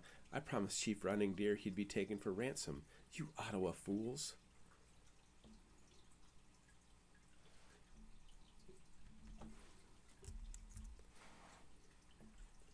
How dare you shed blood upon the shores of my village? Go, fools. You have put my people in danger, you fools. His feigned outrage was so intense and so loud that his voice echoed across the waters of the channel. With each shout, the confused Ottawa took a step back towards the safety of their canoe. Leave this place, you murderous Ottawas. Flee back to your home. You should not have done such a thing. You've made Petun an enemy once again to the mighty Iroquois. Go, go. With his bloody dagger, Chief Gaspar gestured to the canoes until the war party ran back to their four canoes and fled back to the east. Gaspar knelt down in front of the slain Iroquois and waved his men closer, including those who had escorted Loud Wolf to the wigwam on the hill. Once they circled around him, Gaspar asked softly, "Do you understand what I did here?" "You killed our sworn enemy," a lieutenant answered. "No, I kept our people safe and made our alliance with the French stronger. Before any of this can be sorted out, 2 canoes of escaping Iroquois warriors will return east to tell the truth that Ottawa warriors destroyed the secret envoy to the Sioux. Those who fled the battle don't know what happened here, do they?" His lieutenants shook their head. "I need 4 brave men to take wampum belts of the Petun to the Iroquois in the east. We must allow time for the surviving Iroquois to return home, and then, under the protection of the wampum belt, the Petun must beg for mercy. We need men who are not only brave but utterly convincing. The Iroquois must feel the fear of our weak people. Blame must fall on the Ottawa, our false friends. Who can do this?" Chief Gaspar had his choice of volunteers and then finished. "This afternoon I will take our prisoner, Loud Wolf, to the Bear Man at the trading post. What will Loud Wolf howl?" The Petun chuckled, glancing up at the secluded wigwam. One of the lieutenants answered, "He will tell Bear Man about the attack, how they were brought to us for ransom, how you denied it, but kept him to give to the French, and how the other 3 were returned to the Ottawa."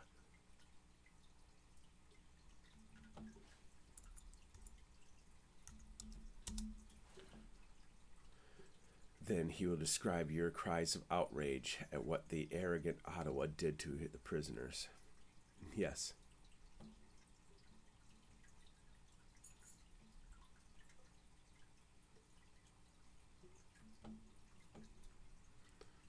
like my acting?" They all nodded and smiled. "The show's not over, men. Never let our prisoner know what I did, or we will truly risk the lives of our people. Do you understand? In just a moment, I will wash off this blood. I will fall down at the knees of Loudwolf, begging him for mercy. I will need all the men, women, and children to raise a mournful cry, so that when I bring him down to see what the Ottawa did, he will be more than convinced of the deeds of the Ottawa. After he is convinced, the two of us will go to the Bear Man and tell him our story. I will beg for protection from our French allies, who will understand that the Iroquois mean to move against him." They understood. Do you remember our talk about the comet? The Creator is giving us a new path to walk, and if we take this opportunity, we might do more than survive. One day we might regain all that we have lost. If I could trade my life for the lives of my people, then like the Christ, I would offer it. Do you support me? They did. "Show me your frightened, mournful heart," Chief Gaspar rose, "and I will convince Loudwolf of the dedication of my people."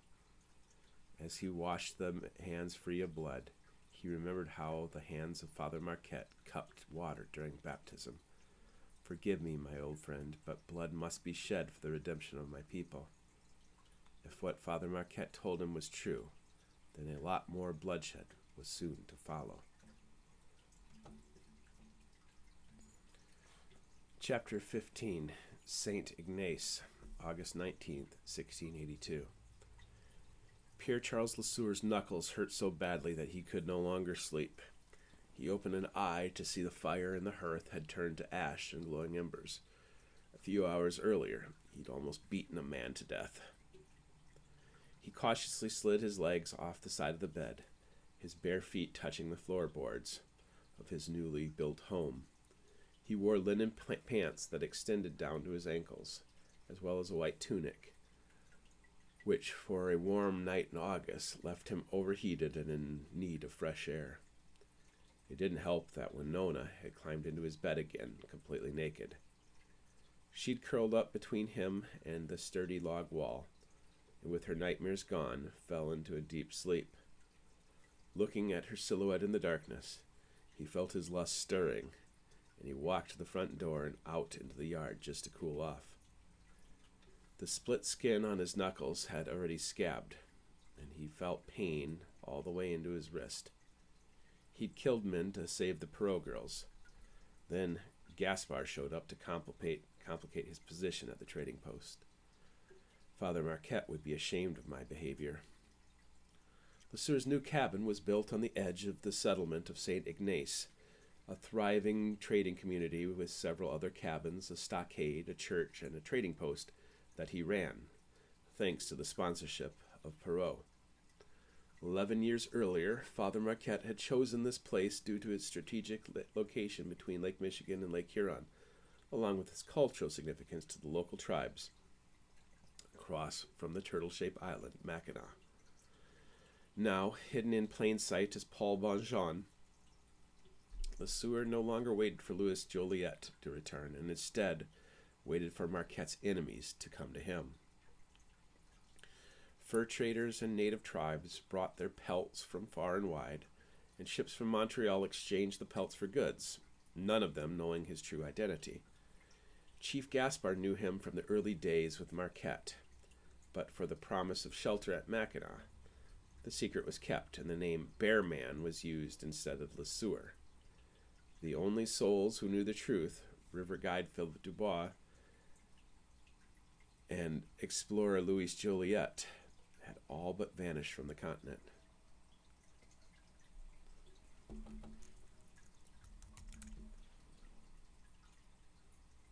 Yet a new visitor had come to the edge of the frontier.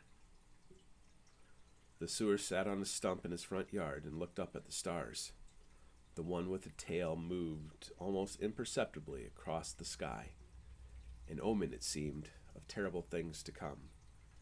Every man that traded with him seemed to have a theory on the comet, but each saw it as ill news. After Chief Gaspar presented an Iroquois prisoner, the omen seemed potent. War was coming, "Wish we," a voice answered from the heavens, causing him to flinch and then chuckle when he realized Winona stood behind him, clothed only with a blanket thrown over her shoulders. He also looked up at the comet. "You should put on some clothes before you catch a cold," he said to her in Sioux language. "It was too hot in your treehouse," she teased, sitting down on another stump. "Even so, you should put on clothes. I had to beat Samuel Brule for speaking ill of you, and seeing you like this would only inflame their passions."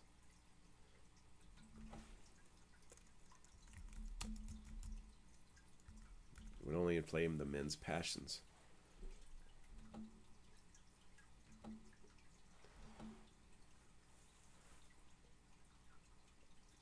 "You should not have attacked him. Samuel meant me no harm, and it was your fault for saying that I was not your wife. If you took me as a wife in a natural way, people would not try to steal me away. It's bad business to beat men coming to you for profit." LeSueur ignored his swollen hands. "She's relentless. I told you about my oath and how you will be safe under my roof. You still should not have beaten Samuel. He was a good earner, and now he's fled north in fear of you. You only made things worse." "I was frustrated," LeSueur admitted honestly, thinking back to earlier in the day. Chief Gaspar had publicly forced his hand. With dozens of men, French soldiers from the local garrison, voyagers, and natives from several tribes, the Petun chief pleaded to him for protection. The mere mention of the Iroquois brought chaos to the community, until he had no choice but to assure Chief Gaspar that France would protect all their trade partners. Moments after Gaspar left, he took out his frustration on the lewd trapper, Samuel Brule, who'd spoken to Winona earlier in the day. "You are not a slave, and are free to leave whenever you want. You know that I cannot travel home. I would be murdered or worse before I could return to Tunwin." "Tunwin?" LeSueur repeated. "Is that the name of your village?" Winona laughed, her head leaning against his shoulder when finished. "You are funny. Haven't I told you this? Tunwin is the Blue Woman. She gave birth to the 7 tribes, which is why she is shaped with 7 stars. The farthest star is for the Titanwan, the dwellers on the prairie. The next is for the Yanktanan, the little village at the end, and the Yankton, the village at the end. The 4 stars gathered together are the Asanthi, or Dakota, the allies. The Wahpeton, or leaf people, live along a great river, the Minnesota. The Sisseton, or fish scale people, hunt and fish along the edge of the prairie. My mother's people are the Warpacudi, the leaf archers, who live along the Mississippi River, guarding it from enemies from the south and east. My father's people are the Metawakiton, the dwellers of Spirit Lake, the most feared of all tribes. If the British didn't make them an ally, the French would be utterly crushed. And your village is Spirit Lake." Again she giggled, a break from the solemn, traumatized stares he usually received from her. "No, Spirit Lake is not near the Mississippi River. I come from a village named Red Wing, which sits upon the shores of Unctahi Lake."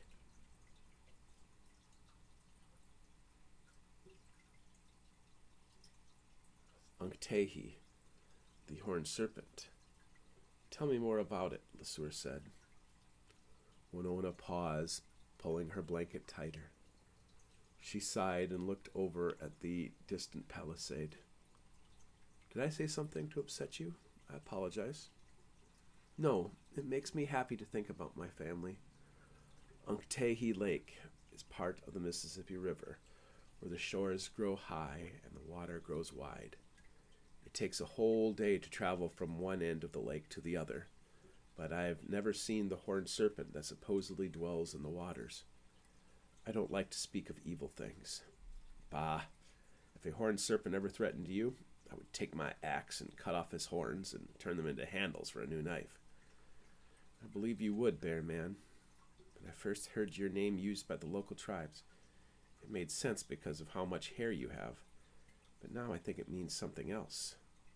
More omens. What do you think it means? When I was a girl, the elders told us that we would live to see the Serpent Star, which came true, Winona said, pointing to the heavens. LeSueur followed her hand to the comet. Wishwe, is that what you called it, like your word for star? I don't understand the story of Wishwe. Some elders tell it like it is a tale from long ago, and others tell it like it is prophecy. Wishwe is not the name of a star, but a starman. Starman? Yes, the Serpent Star would summon him to the land of the Blue Woman, so he could fight the evil spirit that dwells below the surface. While the Metawakitan warriors are strong and fierce, none of them can do what you do in battle. Why would I go all the way home just to be married to a man who is half the warrior you are? If you are the Wishwe, then you will soon fight enemies far more dangerous than the Fox or Iroquois. I wasn't summoned by a star, Winona. I was born in France, kicked out by my older brother, traveled across a great ocean in a ship, carved out this little place for myself. The comet you see above us was coming with or without me. Then perhaps it'll summon another, Winona said, and walked back to his cabin.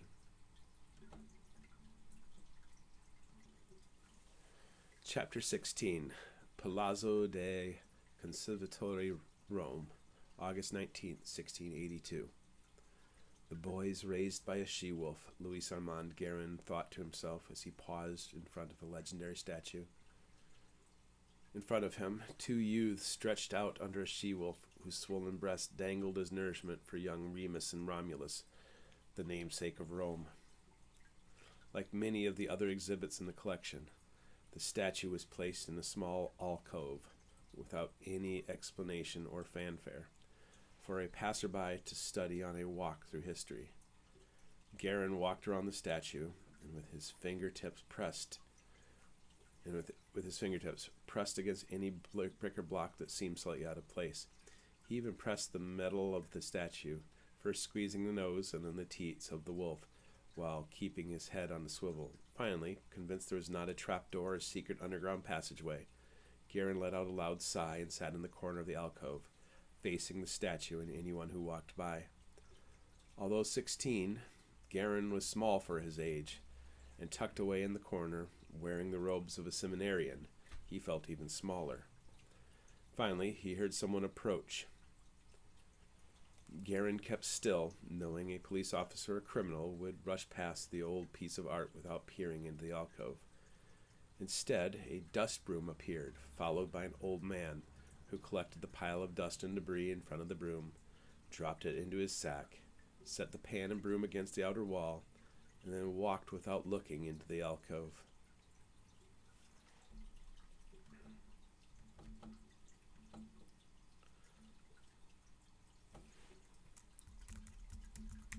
Walked directly into the alcove.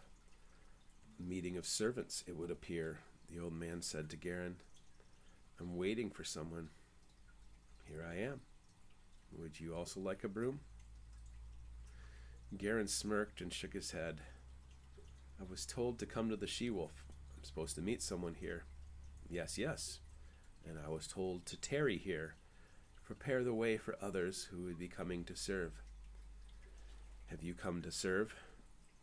They are screening me, Guerin decided. A secret meeting place with an innocuous-looking old man to serve as a filter. Yes, I have come to serve. I am Louis Armand Guerin, an acolyte at Not Anymore. Guerin is a bastard's name.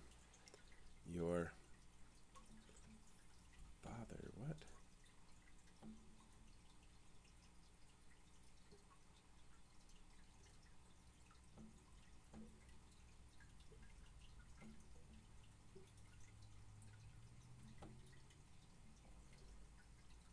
Guerin is a bastard's name your father gave you. If you are to be a servant, you will need a new name. Can you guess my name? John shook his head. Of course not, which is the point of being a servant, isn't it? I have served since I was your age, if not younger, and I have been known by many names, which has protected me from my enemies. Come out of the shadows, boy. Let me take good measure of you. Garen rose, defenseless, as he stood toe-to-toe with the old man. Until he stood toe-to-toe.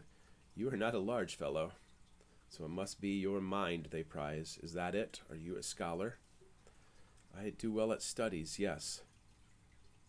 My older brother was destined to inherit our family business, so I was sent away to be trained, a religious scholar. I also spent years far away from home, learning from men who sounded half mad, until one day everything changed, and I was pushed out into the world and given a new directive. It thrilled me so much that I was willing to burn entire villages to the ground in service to the cause.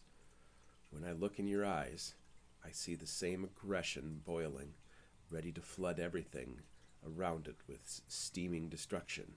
Am I right? I've spent too much time in libraries, Garen admitted. If my mission is to scald, I will scald. A dangerous weapon, mindless devotion. Come, let's go out into the plaza. There is something far more fascinating than hewn stone to be seen. Let us look at true art and beauty. The old man brought him to the Campidagiolo, a square built upon the Capitoline Hill, which overlooked most of Rome. Even though the two sat upon the hill, nothing of Rome could be seen. On three sides, the massive museum buildings rose, blocking the city from sight, and behind them, a high ornate wall, replete with new statues, formed the fourth. The square itself was a piece of art, with a web built within a circular hoop, impressed upon the stonework of the ground. In the webbing, the old man sat down, and Garen followed his lead. Have you seen it? Seen what? Garen asked. The visiting star.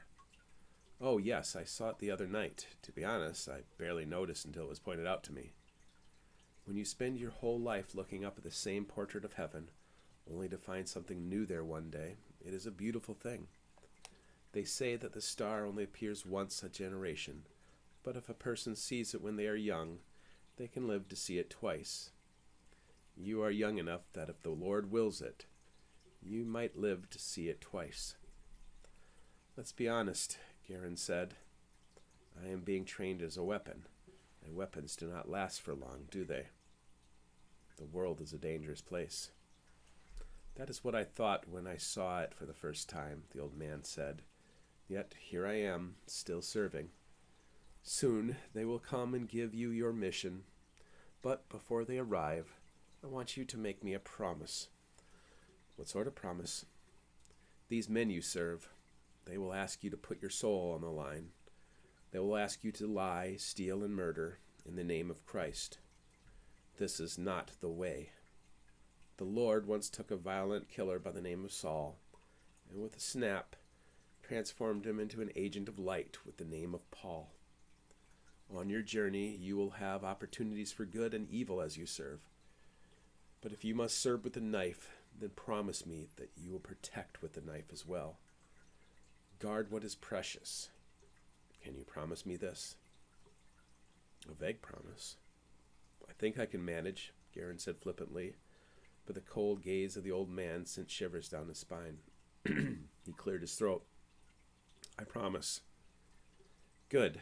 The old man gazed up at the comet. Now let us look at this beautiful clock that chimes the hour upon the face of heaven. Garen leaned back, shrugging off the eccentric fellow, and pondered what his new name would be and where he would go next.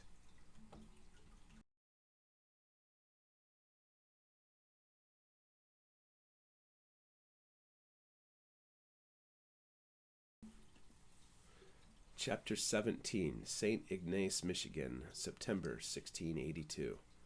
Sacre bleu! Pierre-Charles Lesueur calmed himself, remembering he was Paul Bonjean. Looking down at the official document, Paul Bonjean read all about Pierre-Charles Lesueur's illegal fur trading and nodded. No, I have not seen this man here.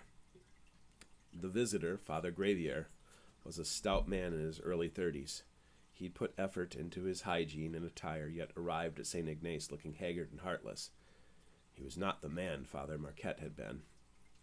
Father Gravier reached to take the piece of paper, but Lesueur put his hand upon it. This denunciation, it's dated 1680. Why is it being presented to me now? Father Gravier shrugged. It is believed that Lesueur was either with Louis Joliet or Father Marquette on their expedition, or either stationed at the mission above Sault Ste. Marie. But when Joliet claimed he'd last seen the boy with Marquette, it became obvious that he forswore his vows as a Don and took the life of a woods runner. Didn't Marquette die in the Illinois Territory? Lesueur fed him a misleading claim. Dysentery, apparently. Father Gravier repeated Lesueur's own lie back to him. His grave was found on the eastern shore of Lake Michigan, a few hundred miles from here. Joliet believes Lesueur would have been with him at this time, which is why we believe he is somewhere in the Michigan Territory. In these parts, I deal mostly with seasoned, licensed trappers, but many of the young trappers head out into the Wisconsin Territory. I remember the name Joliet from my time in the Wisconsin Territory. Perhaps your missing Don is with him. The Jesuit sighed. It took considerable effort to track down Monsieur Joliet. After Marquette's death, he vanished, only to be found in Hudson Bay. Hudson Bay?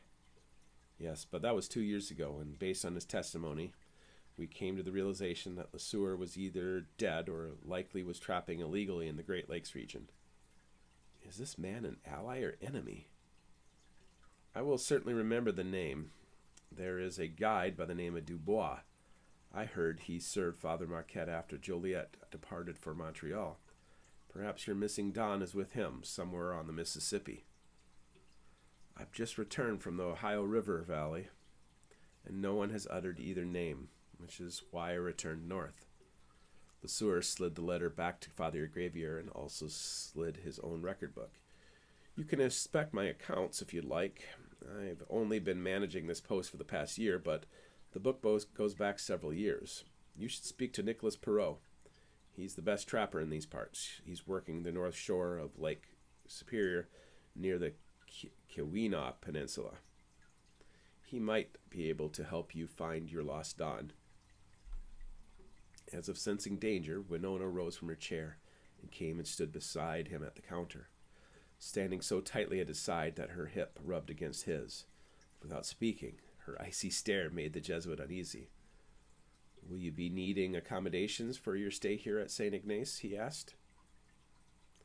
No, I plan to stay with Father Brevoort, who will also provide me with supplies for my trip to Green Bay.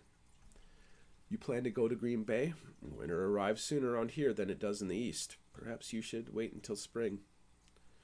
No, I've been asked to visit with the friendly tribes of the Green Bay to take stock of their strength following the recent conflicts with the Fox Indians.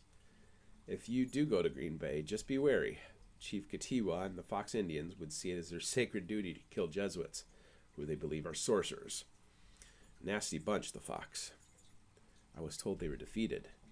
Defeated, yes, but they simply withdrew to the west along the borders of the Iowa people, where they licked their wounds. Considering they believe the region is their original homeland, I doubt they will go too far or forget about their quest. If you do go to Green Bay for the winter, you'll be in my prayers, Father.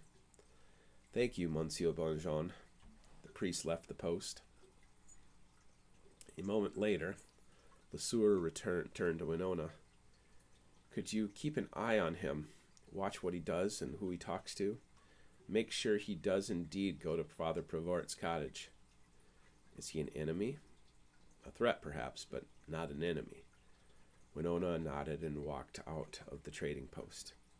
Once she was gone, Lesueur reviewed his own legend. Paul Bonjean, the tale went, had come down out of Canada after being born to a French explorer and a Cree woman at James Bay. Large for his youth, he roamed the northern shores of Lake Superior and Lake Huron, where he met the Chippewa Sioux.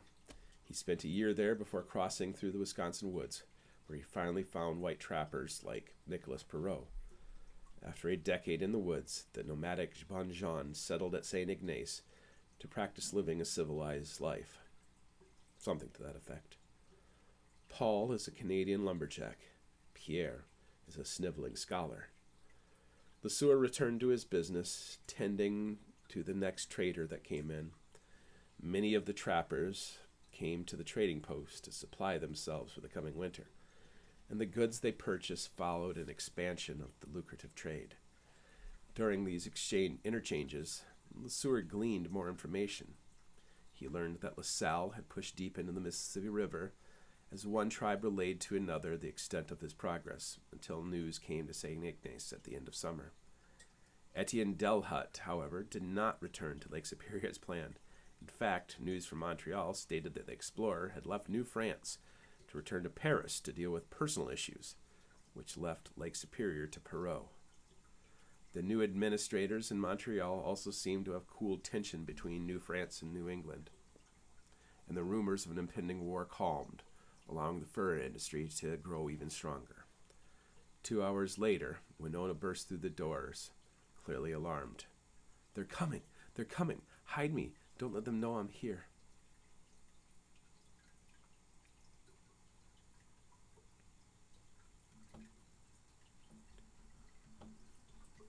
Chapter 18. Palazzo dei Conservatori, Rome, August 19th, 1682. The boys raised by a she-wolf, Louis Armand Guerin thought to himself as he paused in front of the legendary statue. In front of him, two youths stretched under a she-wolf, whose swollen breasts dangled as nourishment for young Remus and Romulus, the namesake for Rome. Like many of the other exhibits in the collection, the statue was placed in a small alcove without any explanation or fanfare, for a passerby to study on a walk through history. Guerin walked around the statue and with his fingertips pressed any brick or block that seemed slightly out of place. He even pressed the metal of the statue, first squeezing the nose and then the teats of the she-wolf, while keeping his head on a swivel. Finally, convinced there was not a trap door to a secret underground passageway, Guerin let out a loud sigh and sat in the corner of the alcove, facing the statue and anyone who walked by.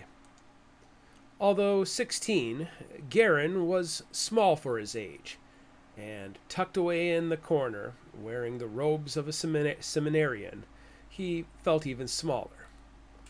Finally, he heard someone approach. Guerin kept still, knowing a police officer or criminal would rush past the old piece of art without peering into the alcove. Instead, a dust broom appeared, followed by an old man who collected the pile of dust and debris in front of the broom, dropped it into his sack, set the pan and broom against the outer wall, and then walked directly into the alcove. "A meeting of servants, it would appear," the old man said to Guerin. "I'm waiting for someone." "Here I am. Would you also like a broom?" Guerin smirked and shook his head. "I was told to come to the she-wolf. I'm supposed to meet someone here." Yes, and I was told to tarry here, to prepare the way for others who would be coming to serve." "Have you come to serve?" "They are screening me," Guerin decided. A secret meeting place with an innocuous-looking old man to serve as a filter. "Yes, I have come to serve. I am Louis Armand Guerin, an acolyte at—" "Not anymore. Guerin is a bastard's name your father gave you. If you are to be a servant, you will need a new name. Can you guess my name?" Guerin shook his head. "Of course not. Which is the point of being a servant, isn't it? I have served since I was your age, if not younger, and I have been known by many names, which has protected me from my enemies. Come out of the shadows, boy. Let us take a good measure of you." Guerin rose, defenseless, until he stood toe-to-toe with the old man. "You are not a large fellow, so it must be your mind they prize. Is that it? Are you a scholar?" "I do well at my studies, yes." "My older brother was destined to inherit our family business, so I was sent away to be trained, a religious scholar. I also spent years far away from home, learning from men who sounded half mad, until one day everything changed, and I was pushed out into the world and given a new directive. It thrilled me so much that I was willing to burn entire villages to the ground in service to the cause. When I look at your eyes, I see the same aggression boiling, ready to flood everything around it with steaming destruction. Am I right?" "I've spent too much time in libraries," Garen admitted. "If it is my mission to scald, then I will scald." A dangerous weapon, mindless devotion. "Come, let's go out into the plaza. There is something far more fascinating than hewn stone to be seen. Let us go look at true art and beauty." The old man brought him to the Campidoglio, a square built upon the Capitoline Hill, which overlooked most of Rome. Even though the two sat upon the hill, nothing of Rome could be seen. On three sides, the massive museum buildings rose, blocking the city from sight, and behind them a high ornate wall replete with new statues formed the fourth. The square itself was a piece of art, with a web built within a circular hoop impressed upon the stonework of the ground. In the webbing, the old man sat down, and Garen followed his lead. "Have you seen it?" "Seen what?" Garen asked. "The visiting star." "Oh, yes, I saw it the other night. To be honest, I barely noticed it until it was pointed out to me. When you spend your whole life looking up at the same portrait of heaven, only to find something new one day, it is a beautiful thing. They say that this star only appears once a generation, but if a person sees it when they are young, they can live to see it twice. You are young enough that if the Lord wills it, you might live to see it twice." "Let's be honest," Garen said. "I'm being trained as a weapon, and weapons do not last for long, do they? The world is a dangerous place." That is what I thought when I saw it for the first time," the old man said. "Yet here I am, still serving. Soon they will come and give you a mission, but before they arrive, I want you to make me a promise." "What sort of promise?" "These men you serve, they will ask you to put your soul on the line. They will ask you to lie, steal, and murder in the name of Christ. This is not the way. The Lord once took a violent killer by the name of Saul, and with a snap transformed him into an agent of light with the name of Paul. On your journey, you will have opportunities for good and evil as you serve. But if you must serve with the knife, then promise me that you will protect with the knife as well. Guard what is precious. Can you promise me this?" "A vague promise." "I think I can manage," Garen said flippantly, but the cold gaze of the old man sent shivers down his spine. He cleared his throat. "I promise." "Good." The old man gazed up at the comet. "Now, let us look upon this beautiful clock that chimes the hour upon the face of heaven." Garen leaned back, shrugging off the eccentric fella, and pondered what his new name would be and where he would go next. Chapter 19. St. Ignace Mission, September 1682. Sacre bleu! Pierre-Charles Lesueur calmed himself, remembering he was Paul Bonjean.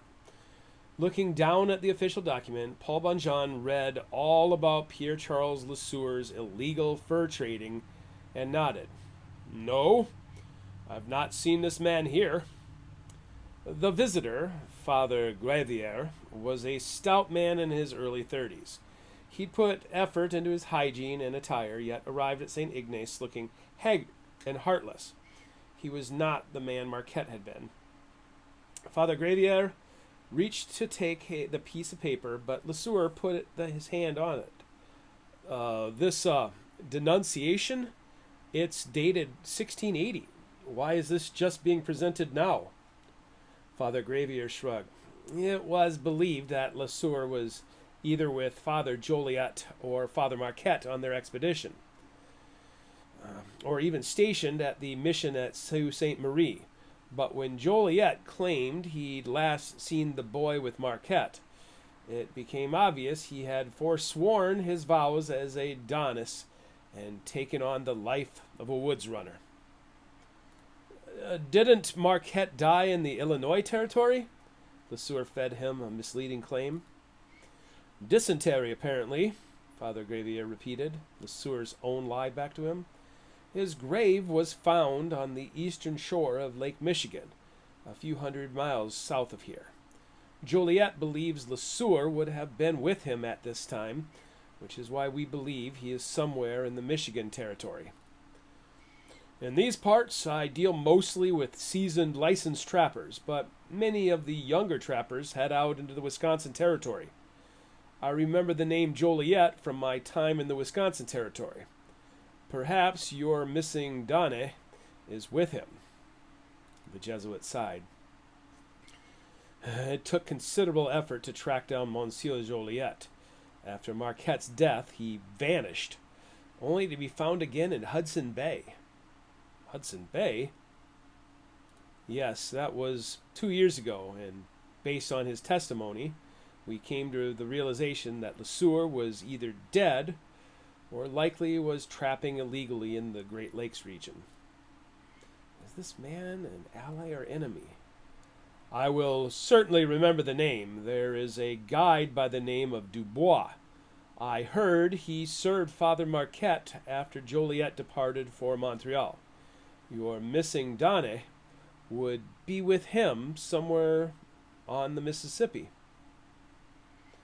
I've just returned from the Ohio River Valley, and no one has uttered either name, which is why I returned north.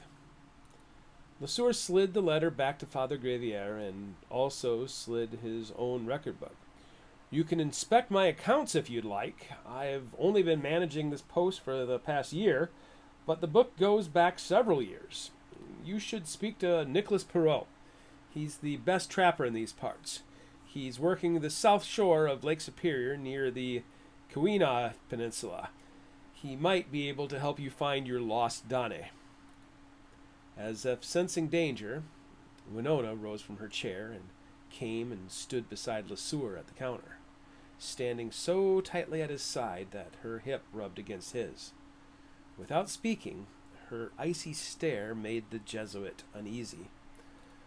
Will you be needing accommodations for your stay here at St. Ignace? He asked. No, I plan to stay with Father Brevoort, who will also be providing me with supplies for my trip to Green Bay. You plan to go to Green Bay?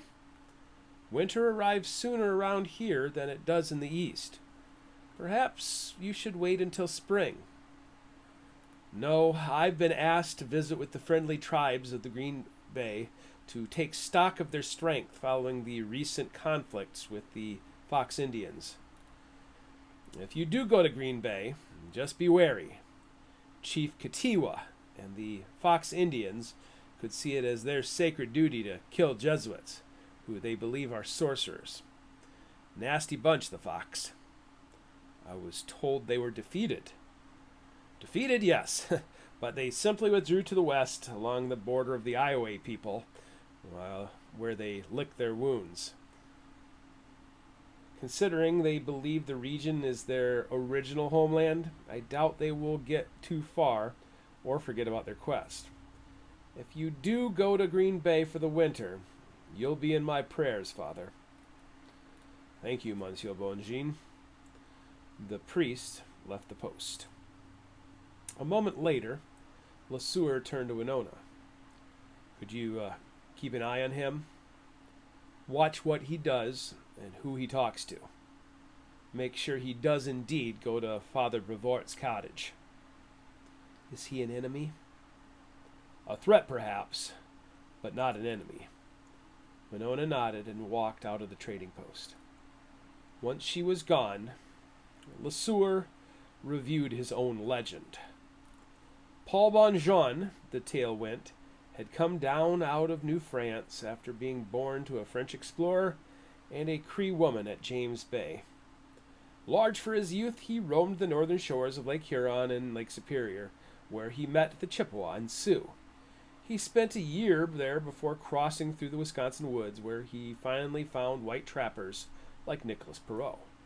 After a decade of life in the woods, the nomadic Bonjean settled at St. Ignace to practice living a civilized life. Something to that effect. Paul is a Canadian lumberjack.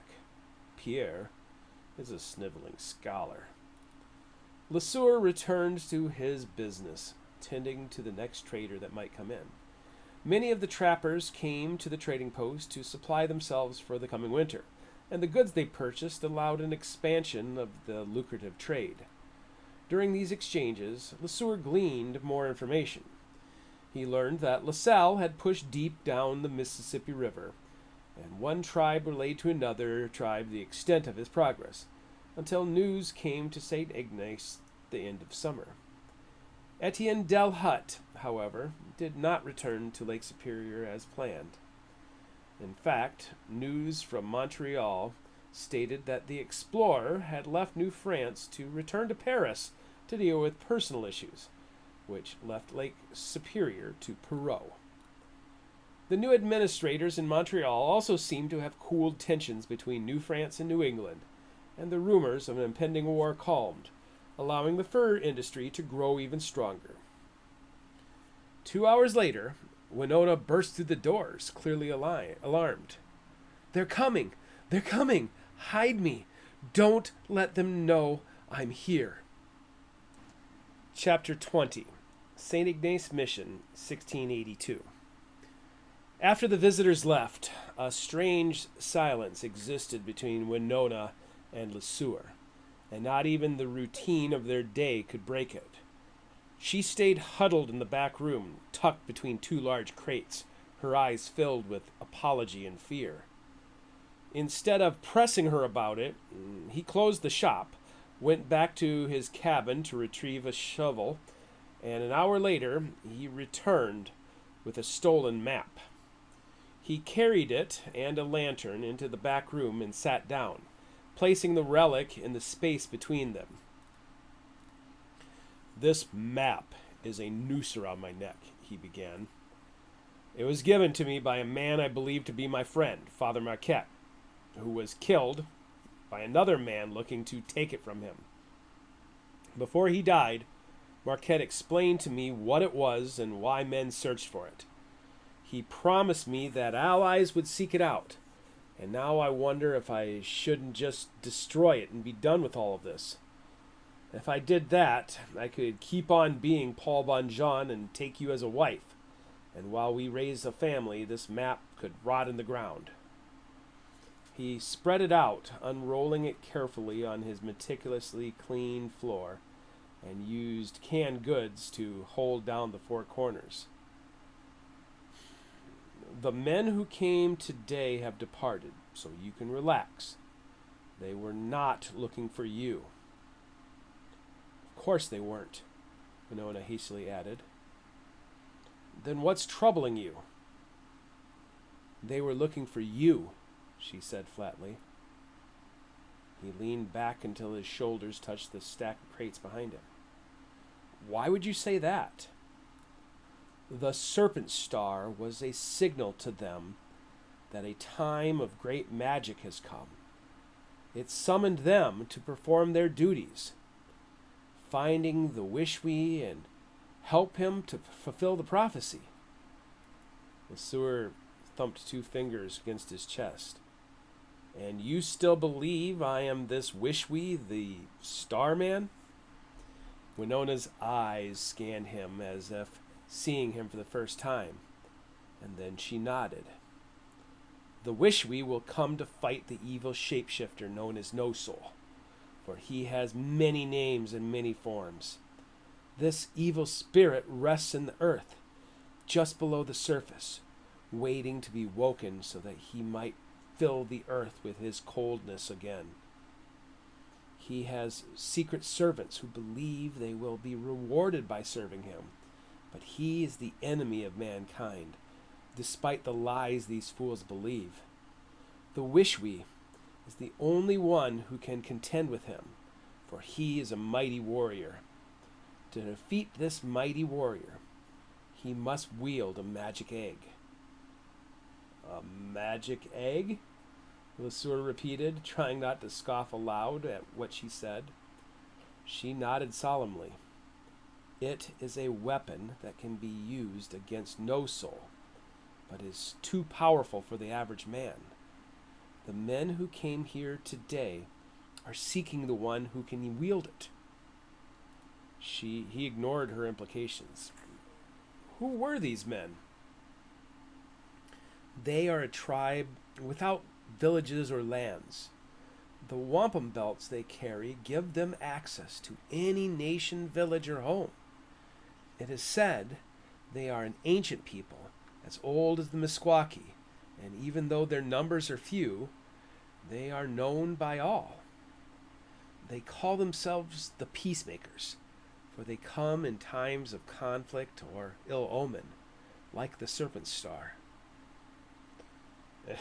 If they are peacemakers, why did all the natives run when they arrived? Perhaps it was shame. Perhaps it was fear. It is like a parent discovering a child in the act of disobedience. Only Chief Katiwa has fulfilled his oath. From the Iroquois to the Ho-Chunk, the tribes of the East understand how greed has taken them away from the path of the Creator. The peacemakers, just by showing themselves, remind us of that. You ran in fear also. What shame do you have? Winona's fearless eyes looked to her lap. My shame is that I fancied you for a husband. As the daughter of a mighty chief, I sat in council with the elders, men and women who knew the legends and had seen a previous Serpent Star. The day I saw you burst from the canoe to rescue the daughters of Perot, I knew you were special. But instead of doing my duty, I kept you here for myself. That is my shame. Why do the peacemakers do that with their faces? Lesueur asked, trying to change the subject. Why do they paint their faces blue? Winona looked down at the map, tilting her head slightly, until her finger pointed to the center of the map. Watanwan, Minnesota, Yonkelo, Tuapatakian, Pisa, Makato. These are the names of the 6 rivers that flow in all directions. Except your map is flawed. There is not a 7th river. It is only the Minnesota River that bends sharply at the place where the waters flow in all directions. You know this place? Lesueur asked, his heart suddenly racing. Makato is our word for the place of the blue earth.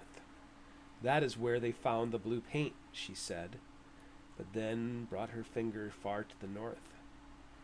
There is a large lake in the land of the Blue Woman, a place where the Stone Island moves, where the Metawakaton live.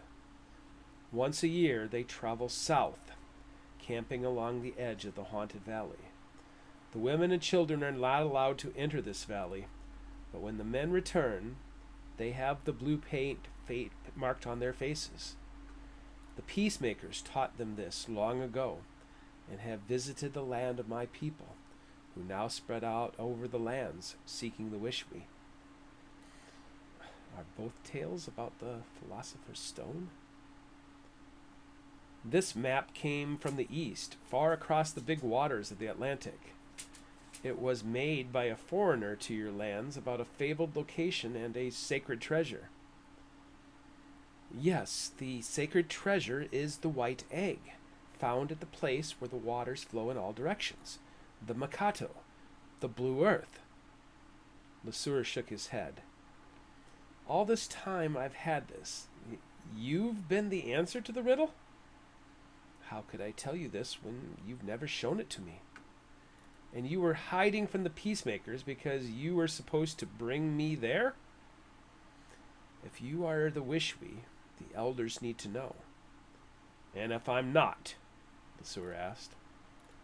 Winona's darting eyes told him the danger.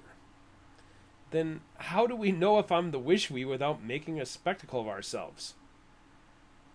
If you could wield the white egg, then you are the one meant to fight Nosol. And the white egg is at the place where the waters flow in all directions? Winona nodded. Could you take me there? She vigorously shook her head.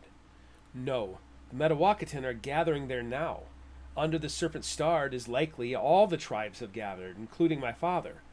The young men who would certainly be guarding the edges of the territory, keeping the lands sacred during this holy time. There is no way they would allow a white man to dare set foot upon the lands. How long do they stay? They stay until the moon that shakes the autumn leaves off trees, when they return to the lands before the deer hunt begins. They gather in September and leave in October, and only during this time do they come to the Haunted Valley. It is a forbidden place. Perhaps this is how I can make a name for myself. Not exactly what my father envisioned when he sent me away. If I am the Wishwe, then the only way to prove it is for me to visit this place. When spring comes, would you know the way to this place? Yes, Winona said without looking him in the eyes. I cannot deny the will of the Creator any longer. When the snows melt, I will take you to Makato.